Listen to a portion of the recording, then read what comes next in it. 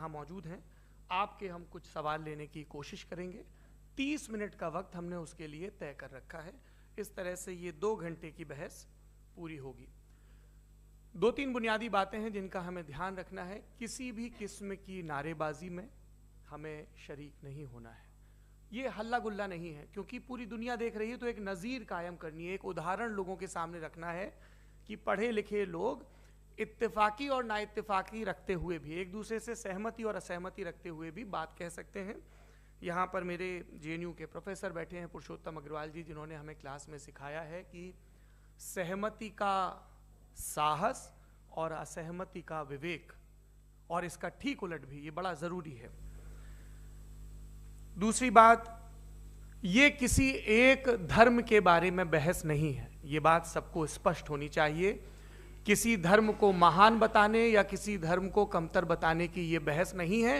तो यदि कोई इस उम्मीद से देख रहा है या यहाँ आया है, तो मैं आपको आश्वस्त करना चाहता हूं कि आपको नाउम्मीदी हाथ लगेगी। इस बहस में बहुत ज़्यादा धार्मिक प्रतीकों के इस्तेमाल को लेकर भी, ये दोनों लोग जो अभी आपको गंभीर दिख रहे हैं, भले लोग हैं, कल शाम को चाय पर मिले थे, बहुत हंसी मजाक भी इनके बीच हुआ था, और गलबैयाँ डालते हुए एक तस्वीर भी हुई थी। ये इस बात का प्रमाण है कि इंटरनेट पर जो हल्ला मचा हुआ है उसके मुकाबले ये दोनों लोग बहुत ही अच्छे शांत ढंग से बहस के लिए राजी हो गए हैं। ट्विटर की बातें ट्विटर तक सीमित, एलन मस्क आजकल उसको एक्स कहते हैं। और अब इस बहस की शुरुआत, मैं इन विद्वानों का, हालांकि इनको परिचय की जरूरत नहीं, पर हो सकता है, हमें पत्रकारिता में सिखाया जाता है कि नेवर अज्यूम, विज्ञान भी यही कहता है। मुफ्ती शमाइल नदवी साहब इस्लामिक विद्वान, शिक्षाविद हैं, कोलकाता के वाहियान फाउंडेशन के संस्थापक हैं, लखनऊ की प्रतिष्ठित दारुल उलूम नदवतुल उलमा से ग्रेजुएशन किया है, सोशल मीडिया और सार्वजनिक मंचों पर अध्यापन और बौद्धिक कामों में सक्रिय हैं, और इस समय इंटरनेशनल इस्लामिक यूनिवर्सिटी मलेशिया से PhD कर रहे हैं। अच्छी बात यह है कि पढ़ाई के साथ साथ ट्रैवल ब्लॉग भी बनाते हैं। पेट्रोनस टावर के सामने का ब्लॉग हमने देखा। हमारे साथ जावेद अख्तर साहब हैं। जावेद अख्तर साहब कवि हैं, शायर हैं, गद्य भी लिखते हैं, फिल्मों के लिए संवाद लिखे हैं, गीत लिखे हैं। इससे इतर ये वैज्ञानिक सोच को लेकर या अपने डिक्लेयर्ड एथिज्म को लेकर भी मुखर रहते हैं और अपने तहीं रैशनैलिटी की बात करते हैं। देवियों और सज्जनों, डज गॉड एग्जिस्ट? इस सवाल का जवाब सब अपने अपने तहीं खोजने की कोशिश कर रहे हैं। कोई इसको गॉड डैम पार्टिकल की खोज बताता है, कोई गॉड पार्टिकल की खोज बताता है, कोई हिग्स बोसान की खोज बताता है, कोई ये सवाल जवाब तलाशने की कोशिश करता है कि मास एग्जिस्टेंस में आखिर आया कैसे, हुआ क्या था, सृष्टि के पहले, समय के पहले क्या था, और कोई ये कहता है कि ये सारी खोजें जिस मस्तिष्क में हो रही हैं प्रकृति के क्रम में, वो कैसे विकसित हुआ। मैं उम्मीद करता हूं कि हम आज इन बुनियादी सवालों के कुछ जवाब हासिल करने में कामयाब हों। मैं सबसे पहले मंच पर आमंत्रित कर रहा हूं मुफ्ती शमाइल नदवी साहब को। आइए सर जी।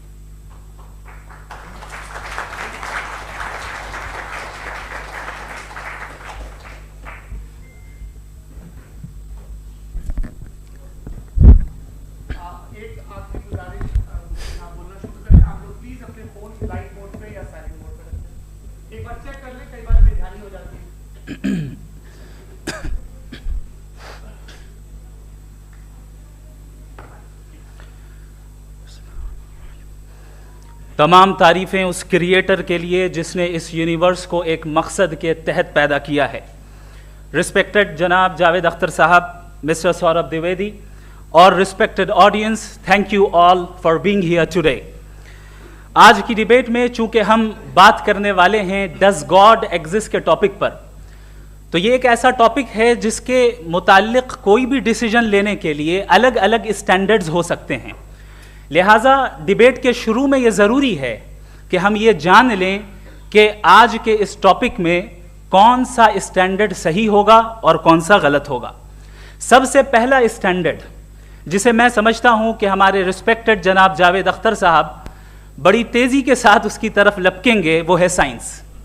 जबकि साइंस दर हकीकत खुदा के एग्जिस्टेंस को डायरेक्टली साबित करने या उसके एग्जिस्टेंस को डिनाई करने के लिए स्टैंडर्ड नहीं बन सकती। और उसकी वजह क्या है, ये मैं नहीं कह रहा, ये वो लोग कह रहे हैं जो साइंस के एक्सपर्ट्स हैं। नेशनल एकेडमी ऑफ साइंस कहती है science doesn't have the processes to prove और disprove the existence of God. Why? क्योंकि साइंस का ताल्लुक एम्पेरिकल एविडेंस से है, और एम्पेरिकल एविडेंसेस का ताल्लुक हमारे नेचुरल और फिजिकल वर्ल्ड से है, जबकि गॉड नॉन फिजिकल और सुपर नेचुरल रियलिटी है। लिहाजा नॉन फिजिकल रियलिटी को आप उस टूल के साथ नहीं चेक कर सकते जिसका काम फिजिकल रियलिटी को तलाश करना है। लिहाजा आज इस डिबेट में गॉड की एग्जिस्टेंस को साबित करने या उसे डिनाई करने में साइंटिफिक एविडेंस को एक्सेप्ट नहीं किया जाएगा। दूसरा स्टैंडर्ड हो सकता है रेविलेशन, कि रेविलेशन के जरिए हम यह साबित करें कि गॉड एग्जिस्ट करता है या नहीं। लेकिन यह स्टैंडर्ड भी आज इररेलेवेंट है। क्यों? क्योंकि रेविलेशन मेरे नजदीक सोर्स ऑफ नॉलेज है, वैलिड सोर्स ऑफ नॉलेज है, लेकिन हमारे जावेद अख्तर साहब के नजदीक ये वैलिड सोर्स ऑफ नॉलेज नहीं है। लिहाजा आज की डिबेट में मैं एक भी एविडेंस किसी भी मजहबी स्क्रिप्चर से नहीं दूंगा, ताकि जावेद अख्तर साहब के लिए वो अनएक्सेप्टेबल ना हो। तीसरा जो मेयार हो सकता है वो है ऑब्जर्वेशन, कि भाई कोई कहे कि हमें खुदा दिखाओ, अगर है तो दिखाओ, या ये कि खुदा के एग्जिस्टेंस पर एम्पेरिकल एविडेंस दो, तो ये है दर हकीकत गलत टूल का इस्तेमाल करना। ये ऐसा ही है कि जावेद साहब मुझसे ये मुतालबा करें कि मुफ्ती साहब आप मेटल डिटेक्टर के जरिए प्लास्टिक डिटेक्ट करके दिखाएं। अब चूंकि प्लास्टिक डिटेक्ट नहीं हो पा रही है, लिहाजा plastic does not exist. No, you are using the wrong tool. इस टूल से प्लास्टिक को डिटेक्ट नहीं किया जाता। लिहाजा मैं समझता हूं कि गॉड के एग्जिस्टेंस पर एम्पेरिकल एविडेंस का मुतालबा करना एक बचकाना मुतालबा है, और हमारे रिस्पेक्टेड जनाब जावेद अख्तर साहब इस स्टेज से अब बहुत आगे निकल चुके हैं। अब बचता है एक ही स्टैंडर्ड, और वो स्टैंडर्ड है अक्ल, लॉजिक, रीजनिंग। और यही वो स्टैंडर्ड है जिसके तहत गॉड की एग्जिस्टेंस को साबित किया जाएगा या गॉड की एग्जिस्टेंस को डिनाई किया जाएगा। लेकिन चूंकि ये बहुत इंपॉर्टेंट और सेंसिटिव टॉपिक है, इसलिए लॉजिकल आर्ग्यूमेंट भी ऐसा होना चाहिए जो डेफिनेटिव हो, इनडेफिनेटिव ना हो, जो 2 और 2 4 की तरह बिल्कुल वाजे हो, जिसे लॉजिकली रिजेक्ट करना पॉसिबल नहीं हो। फॉर एग्जाम्पल हम कहें हमारे रिस्पेक्टेड मिस्टर सौरभ साहब, ये एक इंसान है और तमाम इंसान कॉन्शियस बीइंग है। लिहाजा नतीजा क्या निकला? हमारे सौरभ साहब भी कॉन्शियस बीइंग है। क्या ये इनडेफिनेट आर्ग्यूमेंट है या डेफिनेट आर्ग्यूमेंट है? ये डेफिनेट आर्ग्यूमेंट है। ये 2 और 2 की तरह वाजे है, इसमें किसी तरह जो है लॉजिकली इसको रिजेक्ट नहीं किया जा सकता। तो अगर आज हमारे जावेद अख्तर साहब ऐसी कोई अकली दलील और लॉजिकल एविडेंस दें खुदा के ना होने पर जो डेफिनेट भी हो, तो मैं ये ऐलान करता हूं कि यकीनन मैं उस एविडेंस को कबूल करूंगा और उस पर गौर करूंगा। लेकिन साथ में यह भी ऐलान कर देता हूं प्रेडिक्शन के तौर पर कि ऐसा कोई डेफिनेट आर्ग्यूमेंट कोई नहीं पेश कर सकता। दलील हम देंगे और डेफिनेटिव दलील देंगे, लॉजिकल दलील देंगे, ऐसी दलील देंगे जो एंटायर एथिस्टिक वर्ल्ड उसे रेफ्यूट नहीं कर सकती। चलें अब हम एक एग्जाम्पल सोचते हैं, एक सिनेरियो, सिंपल सिनेरियो, तमाम ऑडियंस से गुजारिश है, हम और आप एक आइसोलेटेड आइलैंड पर हैं, ऐसा आइलैंड जहां पे हमसे पहले कोई कभी नहीं गया। चलते चलते आपके सामने अचानक आपने देखा एक पिंक कलर की बॉल पड़ी हुई है। सबसे पहला सवाल आपके जहन में क्या आएगा कि ये बॉल यहां क्यों आई, कैसे आई, ये पिंक कलर की ही क्यों है, कोई और कलर भी हो सकता था, ये इसी शेप में क्यों है, कोई और शेप भी हो सकता था। नेचुरली आप इस तरफ पहुंचेंगे कि कोई ना कोई है जिसने इन स्पेसिफिक प्रॉपर्टीज के साथ इस बॉल को बनाया है और यहां पे रखा है। चूंकि आप जानते हैं कि ये जो बॉल है इसका एग्जिस्ट करना जरूरी नहीं है, ये एग्जिस्ट कर भी सकती थी, नहीं भी कर सकती थी, और एग्जिस्ट करना ही था तो किसी और फॉर्म में करती, किसी और कलर में करती। अब आप इस बॉल को एक्सपैंड करते चले जाएं, एक्सपैंड करते चले जाएं, एक्सपैंड करते चले जाएं, यहां तक कि ये बॉल यूनिवर्स के साइज की हो जाए। बताइए कि क्या साइज के बढ़ जाने से सवाल बदल जाएगा? हरगिज नहीं बदलेगा। अभी भी सवाल रहेगा, ये यूनिवर्स कहां से आया, इन स्पेसिफिक प्रॉपर्टीज के साथ कहां से आया, क्यों आया, किसने बनाया, यह सवाल उस वक्त भी वैलिड रहेगा। लेकिन यह सवाल अगर हम जनाब जावेद अख्तर साहब से करें तो चूंकि इनका वर्ल्ड व्यू एथिस्टिक है, और सिर्फ इनका नहीं, मतलब जितने भी एथिस्ट हैं और एथिस्टिक वर्ल्ड व्यू को रखने वाले से अगर आप ये सवाल करें कि ये यूनिवर्स कहां से आया, तो इनका जवाब या तो आर्ग्यूमेंट फ्रॉम इग्नोरेंस होगा या डॉगमेटिक होगा। या तो ये कहेंगे कि मुझे नहीं पता कि ये कहां से आया, लिहाजा गॉड डज नॉट एग्जिस्ट, ये आर्ग्यूमेंट फ्रॉम इग्नोरेंस है। या ये कहेंगे कि ये यूनिवर्स खुद ब खुद बन गया, इसका मतलब ये है कि उस बॉल को भी खुद ब खुद बन जाना चाहिए, लेकिन बॉल के ताल्लुक से ये एक्सप्लेनेशन एक्सेप्ट नहीं की जाएगी कि ये खुद ब खुद बन गई, लेकिन यूनिवर्स के ताल्लुक से कर दिया जाएगा। इसे हम दूसरे अल्फाज में डॉगमा भी कह सकते हैं। दूसरी चीज, हमारे जावेद अख्तर साहब जरूर गॉड ऑफ गैप्स की मिसाल भी जरूर देंगे, और मिसाल देंगे कि पहले ज़माने में बिजलियां कड़कती थी तो लोगों ने किसी एक खुदा की तरफ, और बारिश होती थी तो दूसरे खुदा की तरफ मंसूब कर दिया, उनके पास दलील नहीं थी। यह हमारा वर्ल्ड व्यू है ही नहीं, यह हमारा वर्ल्ड व्यू है ही नहीं, क्योंकि नेचुरल फिनोमेना के प्रोसेस की इंटरप्रिटेशन को जान लेने से यह कहां से साबित हो गया कि गॉड एग्जिस्ट नहीं करता है। इस पर मैं इंशाअल्लाह अभी आगे बात करूंगा।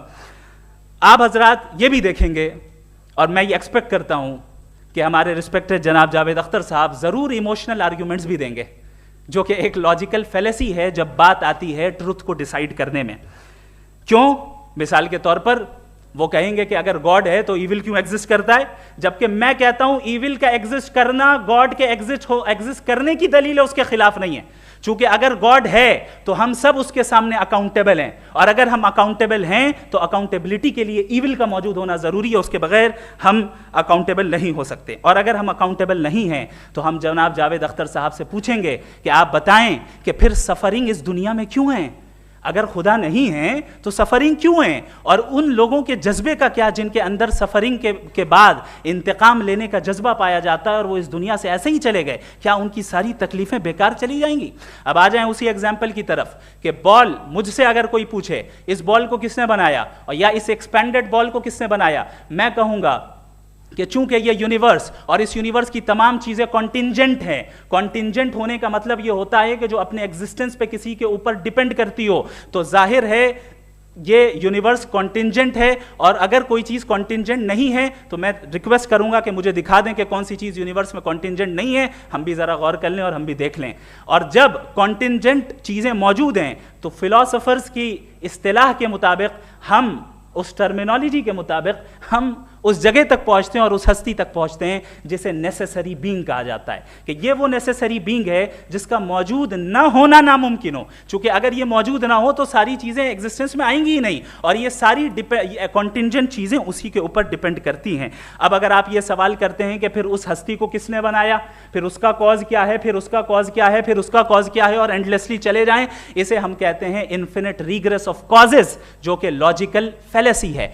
कॉन्सेप्चुअली इन्फिनिटी पॉसिबल है। मिसाल के तौर पे न्यूमेरिकल्स 1 2 3 गिनते चले जाएं, इन्फिनिट नंबर्स हैं। मैं कॉन्सेप्चुअली बात नहीं कर रहा, प्रैक्टिकली रियलिटी में साबित करके दिखाएं कि infinite regress of causes possible हैं या नहीं। अगर पॉसिबल हैं तो हम मान लेंगे, मिसाल दे दें, और पॉसिबल नहीं है तो एक ही ऑप्शन बचता है जिसे हम कहते हैं नेसेसरी बीइंग। ऐसी नेसेसरी बीइंग जो इंडिपेंडेंट है, क्योंकि अगर वो डिपेंडेंट हुई तो वो नेसेसरी नहीं रहेगी। ऐसी इंडिपेंडेंट बीइंग जो इटर्नल है, अगर वो इटर्नल नहीं होगी, उसकी बिगिनिंग होगी तो वो खुद कॉन्टिंजेंट है। ऐसी बीइंग जो पावरफुल है, क्योंकि कॉन्टिंजेंट को एक्चुअलाइज करने के लिए पावर चाहिए। ऐसी बीइंग जो इंटेलिजेंट है और नॉलेजेबल है, क्योंकि ये यूनिवर्स स्पेसिफिक फॉर्म और स्पेसिफिक लॉज ऑफ नेचर के तहत प्रिसाइजली चल रहा है। Thank you. थैंक यू मुफ्ती साहब। मैं इन दलीलों के बाद जावेद अख्तर साहब से गुजारिश करूंगा, आप बैठ के बोलना चाहेंगे या वहां? जी।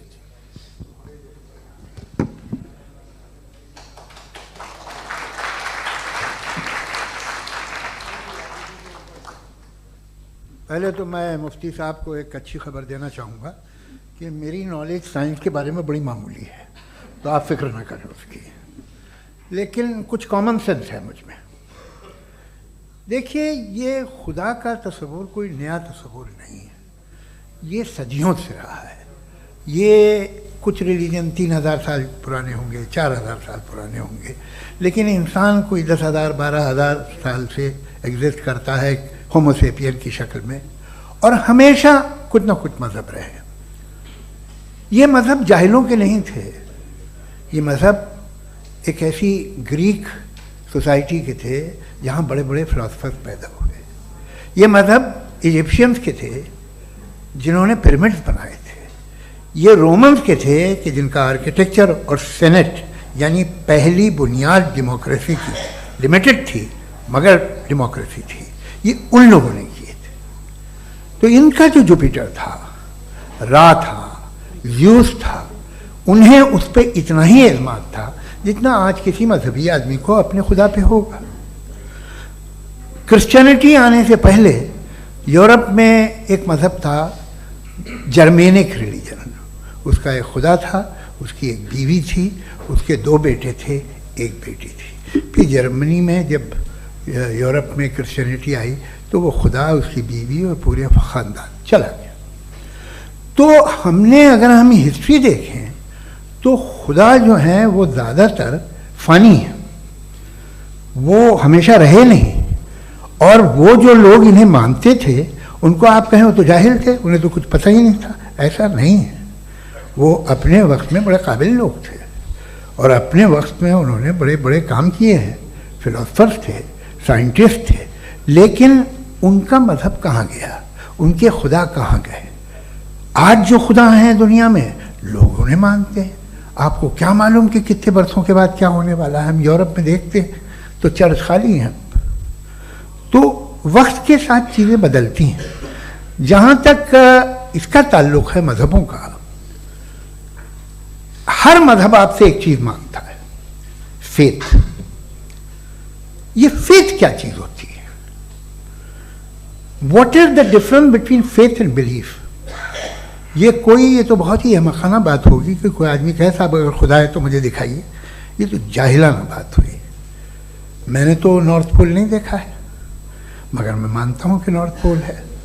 मैं क्यों मानता हूँ? इसलिए कि अगर ये दुनिया राउंड है तो उसका कोई टॉप होगा। कुछ लोग हैं जो वहाँ गए भी हैं, कॉमन सेंस कहता है कि ऐसा होगा, सबूत है, गवाह है, रीज़न है। तो ये मेरा फेथ नहीं है।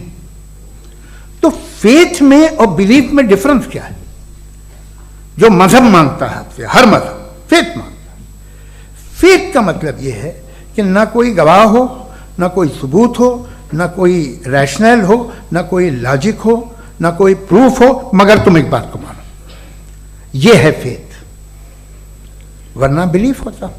अगर इसमें कुछ भी सबूत होते, गवाह होते, तो फिर इसे आप बिलीफ कहते। जैसे मेरा बिलीफ है कि नॉर्थ पोल है, मेरा फेथ थोड़ी है। फेथ इन तमाम शर्तों को रद्द करता है। तो फिर स्टुपिडिटी क्या है?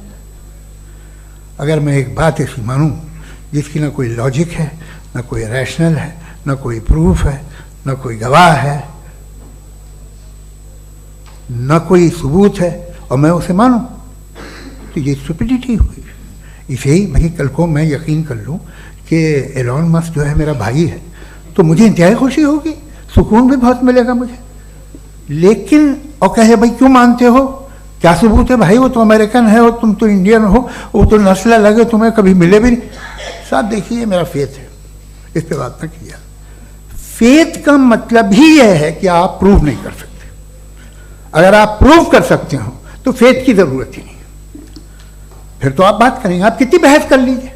अल्टीमेटली दुनिया का हर मजहब फेथ पे टिका है, और फेथ का मतलब है एक ऐसा यकीन जिसका कोई सबूत, कोई गवाह, कोई रैशनल नहीं।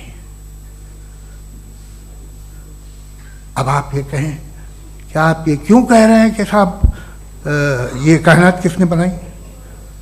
कमाल ये है कि आपने बताया कि एक आइलैंड पे गए और एक बॉल देखी।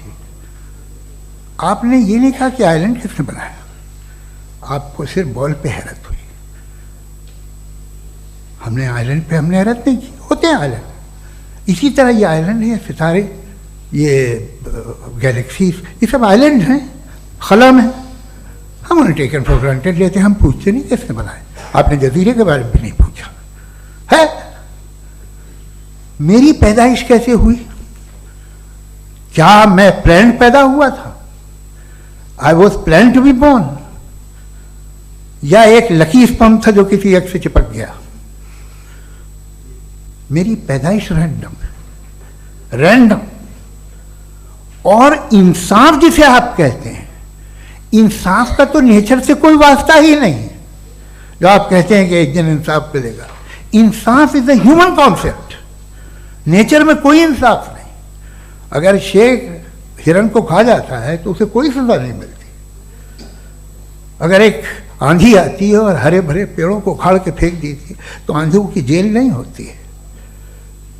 नेचर में इंसाफ नहीं है, इसलिए मुझे नेचर को इंसाफ की जरूरत भी नहीं। नेचर तमाम एक है। अब हम कहें कि साहब ये देखिए जो मैंने खाना खाया था ये मेरी आंख तो नहीं यूं कर दिया उसे तो इसे सजा मिलनी नहीं, वो सिस्टम है, ऐसे ही चल रहा है। नेचर बगैर इंसाफ के है। इंसाफ इज अ ह्यूमन कॉन्सेप्ट। तो जो आपसे कहता है कि मैं तुम्हें इंसाफ दूंगा, वो इंसानी जहन की पैदावार है। ये नेचुरल है ही नहीं, ये आसमानी है ही नहीं। नेचर का तस्वुर, इंसाफ का तस्वुर। भाई आप साथ मिलते हैं, अब आप लेफ्ट हैंड ड्राइव करते हैं, ये क्या है? तमाम सच, तमाम नेकी, तमाम शराफत लेफ्ट हैंड ड्राइव है। वरना क्या होगा, या तो आप क्रॉस कर देंगे, आपका एक्सीडेंट हो जाएगा, या आप किसी को मार देंगे, या ट्रैफिक जैम हो जाएगा। झूठ, बेईमानी, रिश्वतखोरी, ये तमाम जो है driving on the wrong side है। इसके ऊपर कुछ नहीं। ये तो हमने बनाया, जैसे हमने लेफ्ट हैंड ड्राइव बनाई है। ये कॉन्सेप्ट ऑफ इंसाफ जो है ये हमारा है, इसका नेचर से कोई वास्ता नहीं। शेर खा जाता है हिरन को, उसे जेल होती है क्या? कुछ भी नहीं, है ही नहीं। तो ये जो दुनिया के रिलीजन प्रॉमिस करते हैं आपसे इंसाफ, इसी से मालूम होता है कि ये मैन मेड है। ये तसव्वुर कहीं और का है ही नहीं। जो नेचर है, कुछ लोग कहते हैं नेचर ही खुदा है, तो नेचर में तो इंसाफ नहीं कहीं।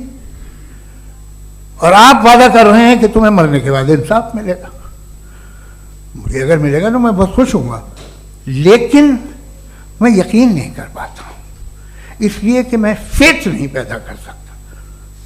The very fact that religions demand faith, इसका मतलब है कि उनके पास जस्टिफिकेशन नहीं है। अच्छा था, फिर रिलीजन अगर मॉडरेशन में है, कोई सा भी नहीं, वो आप में कुछ खूबियाँ भी पैदा करता होगा, देखिए उससे ये फ़ायदा है, वो फ़ायदा है। अल्कोहल जो है वो ज़्यादातर दवाओं में यूज़ होती है, और एक सर्वे किया गया था अमेरिका में कि लॉन्जिटिविटी किन लोगों की है। तो एक तरफ वो लोग थे जो शराब पीते ही नहीं थे, और एक तरफ वो थे जो एक बोतल शराब रोज पीते थे। सबसे ज़्यादा लंबी उम्र उनकी है जो 2 पैक नाप के शराब पीते और खाना खाते हैं। मगर हम शराब को बुरा समझते हैं, मैं भी बुरा समझता हूँ। क्यों? ऐसा होता नहीं। कुछ चीज़ों में आदत होती है कि वो बढ़ती है। आज तक में एक आदमी दूध पीता है, आप 10 साल बाद भी मिलेंगे तो एक ही गिलास पीता होगा। ऐसा नहीं होता, सुबह से दूध पीता रहता है। मिल्कोहलिक मैंने नहीं देखे, अल्कोहलिक होते हैं। ये टेंडेंसी है मजहब की कि वो बढ़ता है, जैसे कैंसर बढ़ता है, जैसे शराब बढ़ती है। कुछ लोग होंगे जो उसे सही तरह से यूज़ करते हैं। मुझे यकीन है कि हमारे मुफ्ती साहब भी उनमें से एक हैं, इनसे बहुत खुशी हुई मुझे इनसे मिलकर। लेकिन कितने लोग हैं कि आज आप देखते हैं दुनिया में जो तबाहियाँ हैं, इनमें कितना हाथ है उन लोगों का जो बिलीवर कहते था मजहब ये नहीं कहता, ना कहता होगा, मगर जब ये मजहब पीते हैं तो ऐसे बिहेव करते हैं। थोड़ा सा अगर हो तो शायद बहुत अच्छी बात, लेकिन शराब थोड़ी सी नहीं रहती, उसमें टेंडेंसी है पहले। थोड़ा सा अगर 2-3 कैंसर के सेल हो ना बॉडी में तो आदमी सिम रहेगा, लेकिन वो 2-3 सेल नहीं रहते, वो मल्टीप्लाई होते हैं। जावेद साहब टाइम पूरा हो गया। टाइम हो गया तो बस बात खत्म हो गई। अच्छा, मुझे कुछ और कहने को था भी नहीं। जी, मैं पहले जवाबी दौर के लिए इनवाइट कर रहा हूं मुफ्ती साहब को। Your rebuttal round 1, you have 7 minutes.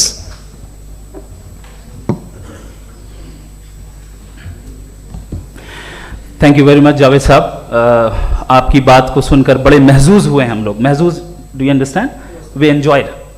Okay, अब थोड़ा सा लॉजिकली उसको हम लोग देखते हैं। दरअसल हम लोगों ने कल गुजारिश की थी मुफ्ती साहब से भी, जावेद साहब से भी, कि हिंदुस्तानी ज़बान आम फहम सबको समझ में आ जाए और जहां कहीं आप मुश्किल शब्द इस्तेमाल करें वहां बताते भी चलें। Thank you. तो सबसे पहले हमारे रिस्पेक्टेड जावेद साहब ने हवाला दिया कि खुदा फानी है, कितने मजहब आगे चले गए, किसी ने जुपिटर को खुदा माना, किसी ने किसी को माना। मैं कहता हूं जिसने कॉन्टिंजेंट चीज को खुदा माना, गलत माना, वो खुदा ही नहीं, वो खुदा ही नहीं है। हम तो नेसेसरी बीइंग को साबित करने बैठे हैं, वो नेसेसरी कॉज जो इटरनल है, जो अबदी भी है और अजली भी है, हम किसी और को साबित करने नहीं बैठे। दूसरी चीज उन्होंने कहा कि फेथ एंड बिलीफ, ये एक ऐसी डेफिनेशन है फेथ की जो इन्होंने पहली मर्तबा पेश की है, या माफ कीजिएगा इन्होंने पहली मर्तबा पेश नहीं की है, रिचर्ड डॉकिंस ने पहली मर्तबा पेश की है। मुझे मालूम है ये सोर्स कहां से है। एपिस्टेमोलॉजिकली फेथ और बिलीफ का फर्क आप इस तरह नहीं कर सकते सर। फेथ सही भी होता है, गलत भी होता है, बिलीफ सही भी होता है, गलत भी होता है। जो लॉजिक, रीजन और एविडेंस से बैक्ड होगा वो फेथ सही होगा। और आप जिस फेथ की बात कर रहे हैं कि इलॉजिकल है और उसके पीछे नहीं है, तो we are on the same page. हम नहीं मानते उस फेथ को, जो फेथ ऐसा हो जिसके पीछे कोई लॉजिक ना हो, एविडेंस ना हो, हम नहीं मानते। हम तो उस फेथ के कायल हैं जिसके पीछे लॉजिक हो और एविडेंस हो। तो बिलीफ सही भी होता है, गलत भी होता है, फेथ भी सही होता है और गलत भी होता है। तो आज फेथ और बिलीफ के डिफरेंस पे बात नहीं हो रही है। आज आप चाहे फेथ एक्सेप्ट कर लें या बिलीफ एक्सेप्ट कर लें, आज ये बात होगी कि ट्रूथ क्या है, चाहे ट्रू बिलीफ सही है या ट्रू फेथ सही है, और फॉल्स फेथ क्या है और फॉल्स बिलीफ क्या है, बात इस पे हो रही। दूसरी चीज इन्होंने पूछा स्टुपिडिटी फिर क्या है। अगर फेथ रिलीजन स्टुपिडिटी नहीं है तो और क्या है? चूंकि फेथ का मुतालबा करते हैं तो स्टुपिडिटी क्या है? मैं कहता हूं स्टुपिडिटी एथिज्म है। उसकी वजह यह है कि आप एक सड़क पे जा रहे हो और आप किसी गार्डन में जाएं और देखें वहां लिखा है फूलों के साथ I love Javed Akhtar, and I really do, I love you sir. So जब आप वहां पर पहुंचे तो वहां पहुंचकर अब ये बताएं, क्या आप ये कहेंगे वाह व्हाट अ नेचुरल सिलेक्शन? ये क्या नेचुरल सिलेक्शन है? नहीं, ये प्रिसाइजली डिजाइंड है, इसके पीछे डिजाइनर है। लिहाजा अगर कोई एक ऐसी कॉमन सेंस की बात को कबूल नहीं कर रहा है कि यूनिवर्स जो इतने प्रिसाइजली काम कर रहा है, हम कह दें कि खुद ब खुद बन गई, मैं समझता हूं इससे बड़ी स्टुपिडिटी और कुछ नहीं है। ये इरैशनल चीज है। फिर हमारे सर ने कहा कि आपने बॉल पे फोकस किया, आइलैंड पे फोकस नहीं किया। अरे आइलैंड को किसने बनाया यही समझाने के लिए तो बॉल की मिसाल दे रहा हूं। और बॉल भी कॉन्टिंजेंट है, आइलैंड भी कॉन्टिंजेंट है, दोनों नेसेसरी बीइंग का मुतालबा करते हैं। आगे इन्होंने कहा कि नेचर में कोई इंसाफ नहीं है। हम डिसाइड करते हैं कि मोरालिटी क्या होती है, इंसाफ क्या होता है। हम डिसाइड करते हैं, जैसे ड्राइविंग सीट में ट्रैफिक वाला, ये तो किसी खुदा ने नहीं कहा, ये है, इसे कहते हैं फॉल्स इक्विवेलेंस। ये एक लॉजिकल फेलेसी है। आपने जो है मिसाल दी ड्राइविंग की और ट्रैफिक की, ये सब्जेक्टिव मोरालिटी है। आप सब्जेक्टिव मोरालिटी को मिसाल बनाकर ऑब्जेक्टिव मोरालिटी के ऊपर नहीं थोप सकते। इंसाफ की ऑब्जेक्टिव मोरालिटी। अगर आप ये कहते हैं कि नेचर में इंसाफ नहीं है तो इंसाफ का न होना ये नेचुरल हुआ, तो फिर नेचर को नेचर रहने दे, क्यों हम इतना स्ट्राइव कर रहे हैं दुनिया में इंसाफ लाने के लिए? ये तो इलॉजिकल बात है, इरैशनल बात है। इसलिए बहुत सी चीजें ऐसी हैं जो ऑब्जेक्टिवली जो है इविल या गुड हैं, और बहुत सी चीजें ऐसी हैं जो सब्जेक्टिवली हैं। सब्जेक्टिवली जो मोरल होता है या इमोरल होता है उसको हम सोशल कंसेंसस से या पर्सनल प्रेफरेंस से डिसाइड करते हैं।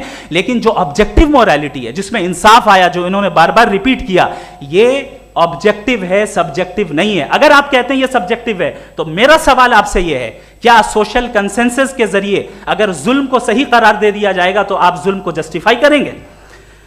दूसरी चीज इन्होंने यह कहा कि 2 पैक शराब पी लें तो वो उतने पे नहीं रहता, बढ़ जाता है। यही मामला मजहब के साथ है। 2 पैक आप पी लें बढ़ेगा। तो ये एक ऐसी मिसाल है, इसको कहीं भी फिट कर लें कि आप एथिज्म पे जब फिट करें, जब आप 2 पैक एथिज्म का लेंगे ना तो वो बढ़ बढ़ के नॉर्थ कोरिया बनेगा। Thank you.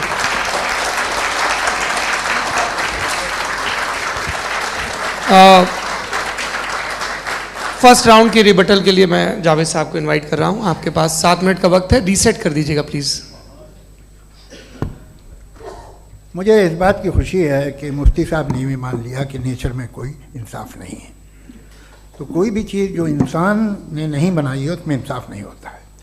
एक बात मैं आपसे अर्ज करूँ, जरा पता लगा लीजिएगा, ये जो आप बाग में जाते हैं बेहद खूबसूरत फूल देखते हैं ना, इनमें से कोई नेचुरल नहीं है। ये सारे फूल क्रॉस करके बनाए गए हैं। जो जंगल में फूल होते हैं निहायत मामूली होते हैं, ये फूल इंसानों ने बनाए हैं। जो आप बाग में देख के वाह वाह कहते हैं, ये इंसानों के बनाए हुए हैं। डिफरेंट फूलों को क्रॉस करके, डेवलप करके, फिर क्रॉस करके इस तरह से बनाए गए। नेचुरल फ्लावर नहीं, किसी जंगल वीरान में जाके आप गुलाब के फूल नहीं देखेंगे। ये सब बनाए हुए इंसान ने, बहुत से काम इंसान ने किए हैं। बाकी है कि आपने मेरी एक बात का जवाब नहीं दिया, जिससे मुझे शिकायत है कि फेथ क्या है और आप फेथ मांगते क्यों हैं मुझसे? आप तो लॉजिकल हैं, आपके पास तो सारे रैशनल्स हैं, आपके पास सारे सबूत हैं, तो आपको फेथ की डिमांड क्यों करते हैं कि भाई तुम सरेंडर कर दो और सवाल मत करो? कोई मजहब सारे सवाल करने की इजाजत नहीं देता है और मना करता है कि दादा सवाल ना करो, बह जाओगे तुम। आप क्यों रोकते हैं? हकीकत यह है कि इंसानी तारीख क्या है। इंसानी तारीख ये है कि दुनिया में दो तरह के लोग हुए हैं। एक वो जिन्होंने अपनी लाइल्मी की परस्तिश की है, दूसरे वो जिन्होंने अपनी इग्नोरेंस या लाइल्मी से झगड़ा किया है और मालूम किया है कि क्या है। ये जो आप कह रहे हैं, आज आप हैरान हैं कि भाई ये यूनिवर्स कैसे बनी। लोग हैरान थे कि सूरज डूबता है तो इधर से कैसे निकलता है। और आप एक कदम जाके हमेशा का मानने को तैयार है, एक कदम पीछे ही मान जाइए। भाई आप इसके बाद जाते हो, कहते सवाल ना करना कि ये कहाँ से आया, ये पावर तो हमेशा से हमेशा रहेगी। तो आप यूनिवर्स के बारे में मानने में क्या तकलीफ है? एक कदम पहले रुक जाइए, ये हमेशा से थी या नहीं थी हमें मालूम नहीं है। और ये कहना कि हमें मालूम नहीं है, कमाल ये है कि दुनिया के सारे मजहब सब जानते हैं ये दुनिया कैसे बनी थी, कैसे मिटेगी, मरने के बाद क्या होगा, इनको सब इल्म है। इनको किसी को डायनासोर होते थे पहले ये नहीं पता था, किसी को नहीं पता। किसी भी दुनिया की मजहबी किताब में डायनासोर का जिक्र नहीं है। लेकिन बाकी सब बातें, how to make universe in 4 easy lessons and बाकी सब पता है। जिसको सब पता है वो गड़बड़ है। हम में ये इंकिसार, ये ह्यूमिलिटी होनी चाहिए कि हम ये कहें कि हमें ये बहुत सारी बातें नहीं मालूम, लेकिन हम उनकी परस्तिश ना करें, अपनी लाइल्मी को की परस्तिश ना करें, हम उसे पता लगाने की कोशिश करें।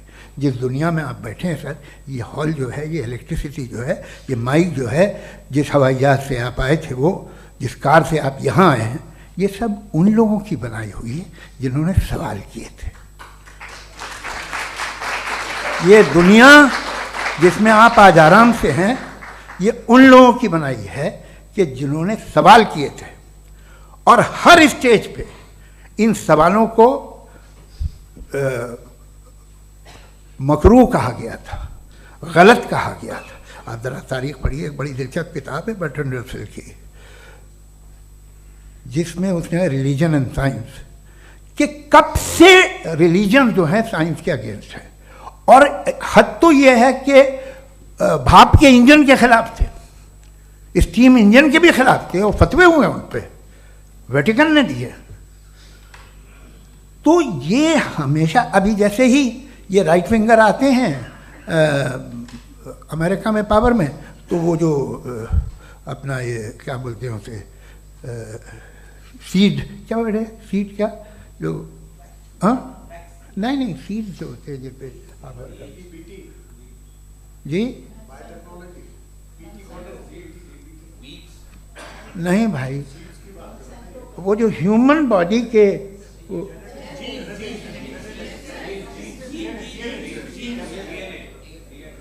उस पर रिसर्च बंद हो जाती है, रिपब्लिकन नहीं करने देते। अरे भाई इतना डर क्या है तुम्हें? एक ज़माने में बहुत नाराज थे ये सारे मजहबी लोग कि ये इंसान तो इंसान बनाने की कोशिश कर रहा है। आपको क्या तकलीफ भाई, बना ले तो बना लेने दो, ये खौफ क्या है? और ये सब आज जो आप कह रहे हैं नामुमकिन है, ये कैसे हुआ? मुझे एक किस्सा याद आता है। जब मैं 6ठी क्लास में था तो मैं मैथमेटिक्स में बहुत वीक था, तो एक टीचर रख दिया गया, उसने 1 2 3 4 5 6 7 को सिखा दिया मुझे। वो दिन मैं भूल नहीं सकता हूँ मुफ्ती साहब, जिस दिन उसने ये बताया कि 1/2 क्या होता है और 3/4 क्या होता है। मुझे ऐसा लगा कि मेरा सर बीच से फट जाएगा। यह आदमी कह रहा है कि जो दीवार के अंदर जाओ वॉक करते हुए। आज हंसता हूँ मैं इस बात पे। तो आज जो बातें आपके जहन से बिल्कुल परे हैं और आप हैरान होते उन्हें देख के, एक वक्त आएगा कि मामूली लगेंगे।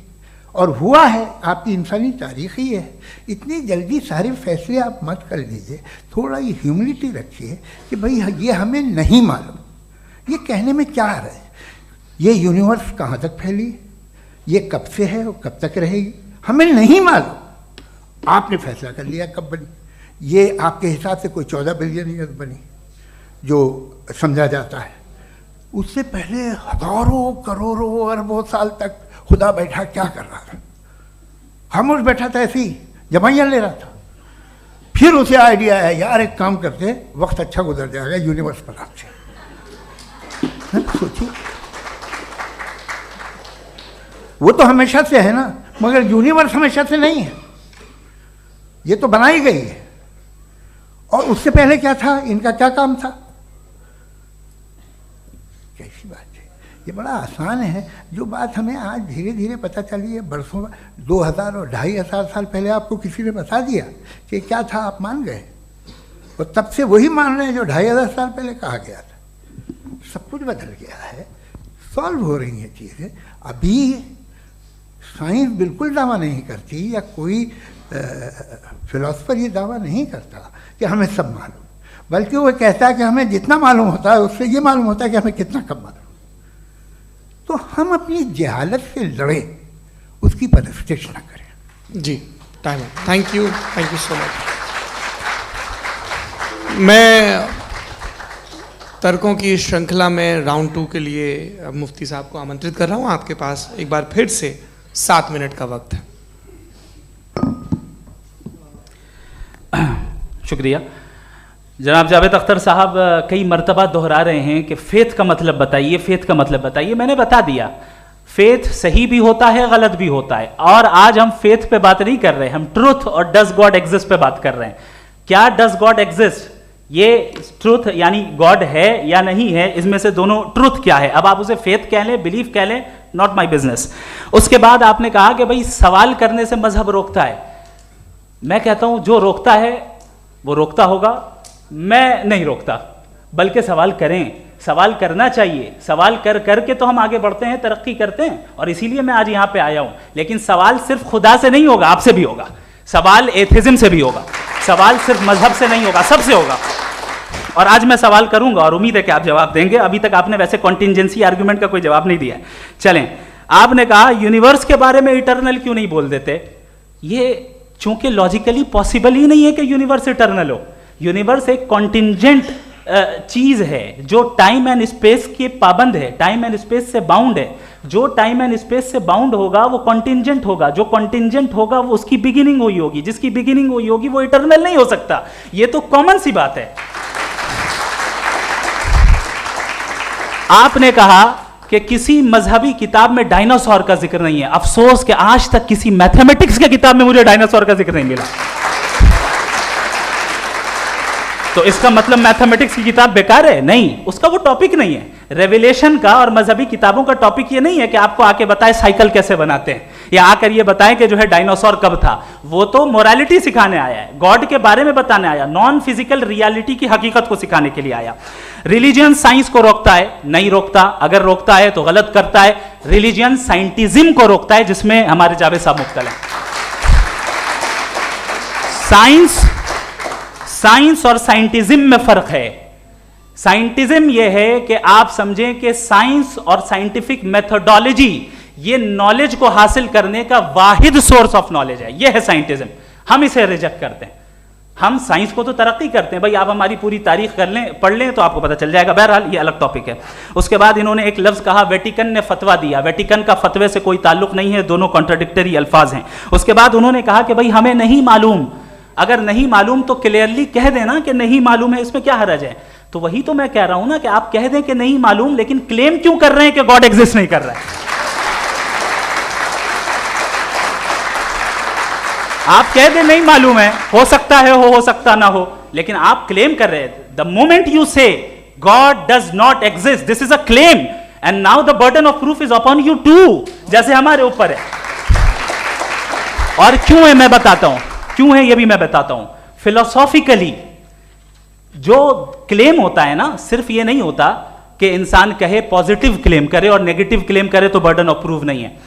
आप मिसाल के तौर पे मैं कहूं कि फुला उस कमरे में कोई नहीं है, मैंने एक नॉलेज का क्लेम किया है। उस कमरे में कोई नहीं है, मैंने एक नॉलेज का क्लेम किया। या तो मैं कहूं मुझे नहीं पता, हो भी सकता है नहीं भी हो सकता है, this is not a claim. लेकिन जब मैं कह रहा हूं कि वहां कोई नहीं है या मैं कह रहा हूं वहां कोई है, दोनों क्लेम है और दोनों के ऊपर बर्डन ऑफ प्रूफ है। हमारे ऊपर भी बर्डन ऑफ प्रूफ है, मैंने कंटिजेंसी आर्ग्यूमेंट दिया, इसे तोड़कर दिखाइए। आखिरी चीज, इन्होंने कहा कि खुदा दुनिया बनाने से पहले 150 साल पहले या करोड़ों साल पहले क्या कर रहा था। अरे हजरत, चलें बहरहाल मैं जवाब दे देता हूं, आप हमारे रिस्पेक्टेड पर्सनालिटी हैं, अगर आप नहीं होते तो मैं ऐसे एंटरटेन ही नहीं करता। टाइम, ये 100 साल पहले या 100 साल बाद, पहले बाद में अभी, ये वो अल्फाज हैं जिनका ताल्लुक टाइम से है। टाइम शुरू ही हुआ है यूनिवर्स की बिगिनिंग के बाद, तो उसके पहले खुदा क्या कर रहा था, सवाल इलॉजिकल है, ये फेलेसी है। यानी आप ये कह रहे हैं कि यूनिवर्स के बनने से पहले खुदा क्या कर रहा था, टाइम के बनने से पहले, पहले का ताल्लुक टाइम से, टाइम उस वक्त था ही नहीं, तो ये सवाल ही इनवैलिड है खुदा के ताल्लुक से। दूसरी चीज, आर्ग्यूमेंट ऑफ कंटिजेंसी जो मैंने आपके सामने पेश की है, आपने बार बार ये प्रूफ किया और ये कह रहे हैं कि गॉड ऑफ गैप्स। देखिए पहले नहीं मालूम था, साइंस ने कर दिया। सिंपल की मिसाल से मैं समझा देता हूं। जिस गैप्स की आप बात कर रहे हैं ना, साइंस उन गैप्स को जिन चीज के जरिए भी प्रूव करेगा वो कॉन्टिंजेंट ही होगा, अब चाहे वो फोर्स हो, मैटर हो या एनर्जी हो। लिहाजा सवाल हमारा उस वक्त भी वैलिड होगा जब तक कि आप नेसेसरी बीइंग पे ना आ जाएं, और इन्फिनिट रिग्रेस पॉसिबल नहीं है of causes in practical world, तो जाहिर है कहीं रुकना पड़ेगा, जहां रुकेंगे वही खुदा है। दूसरी चीज, आपने ये कहा, क्या कह रहा था मैं, किस पॉइंट को?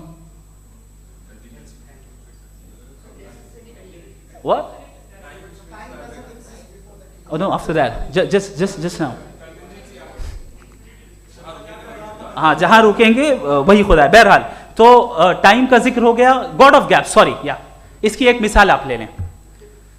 एक कार है, एक साहब ने देखा कि भाई कार जो है उसके व्हील्स कितने अच्छे लगे हुए हैं, सही जगह पे, स्टीयरिंग जो है कितने अच्छे जगह पे लगी हुई है, और सीट्स कितने वेल डिजाइंड है, कितनी प्रिसाइजली ये कार काम कर रही है, तो जरूर कोई ना कोई इसे क्रिएट किया है, किसी ने क्रिएट किया है। अब जावेद साहब आए और कहे अरे जनाब बोनेट खोलिए, इसमें इंजन है, इंजन इस कार को चला रहा है, hence prove no one has created the car. This is illogical, this is irrational. आपने इंजन के जरिए उस गैप को तो साबित किया, लेकिन क्या उससे कार की जो क्रिएशन है और उसका जो क्रिएटर है ये इम्पॉसिबल हो जाए, ऐसा पॉसिबल है? उसका सवाल खत्म हो जाए, ऐसा पॉसिबल है? नहीं। आपने गैप्स को फिल करके, कॉन्टिंजेंट चीजों से गैप्स को फिल करके हमारे ऑब्जर्वेशन को और ब्रॉड कर दिया। अब हमें और पता चल गया कि ये जो कार है इसका सिस्टम कितना ज्यादा कॉम्प्लेक्स है। पहले कम समझते थे, अब कॉम्प्लेक्सिटी और ज्यादा वाजे हो गई। अब हमें समझ में आ रहा है कि हमारी सर्टेनिटी और बढ़ गई कि जरूर इस कार को किसी ना किसी ने बनाया। यही मामला यूनिवर्स का है। साइंस हमेशा फिजिकल वर्ल्ड की चीजों को ही फिल करती जाएगी और फिजिकल चीजों से ही करती जाएगी, चूंकि एम्पेरिकल एविडेंस का ताल्लुक फिजिकल वर्ल्ड से है। आप साइंस के जरिए मेटाफिजिकल रियलिटी को कभी साबित नहीं कर सकते। ये रॉन्ग टूल का इस्तेमाल करना है। ये वही काम है कि आप मेटल डिटेक्टर से प्लास्टिक डिटेक्टर करने चलें, जो कि जाहिर है सही नहीं है। Thank you.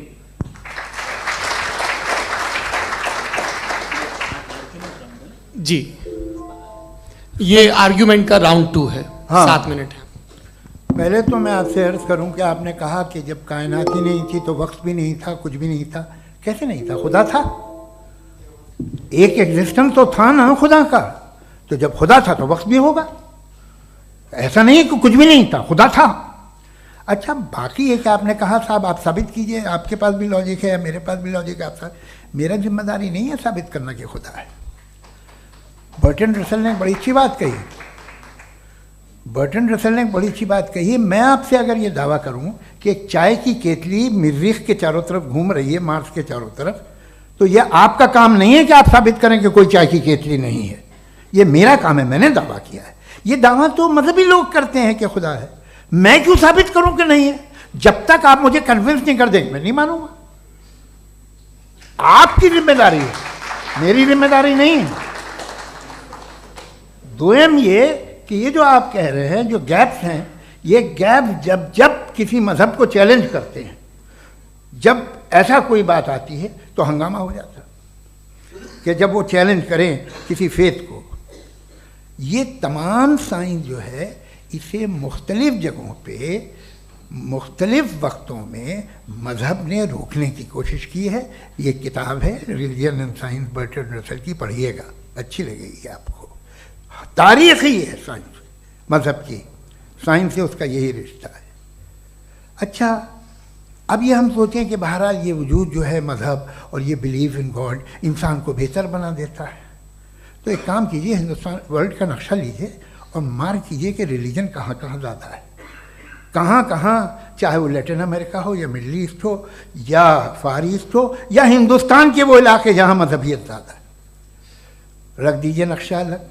अब दूसरा नक्शा कि कहाँ कहाँ नाइंसाफ़ी, रिप्रेशन, औरतों के हुकूक की पामाली, जुल्म, डिक्टेटरशिप कहाँ है, नक्शा एक ही होगा।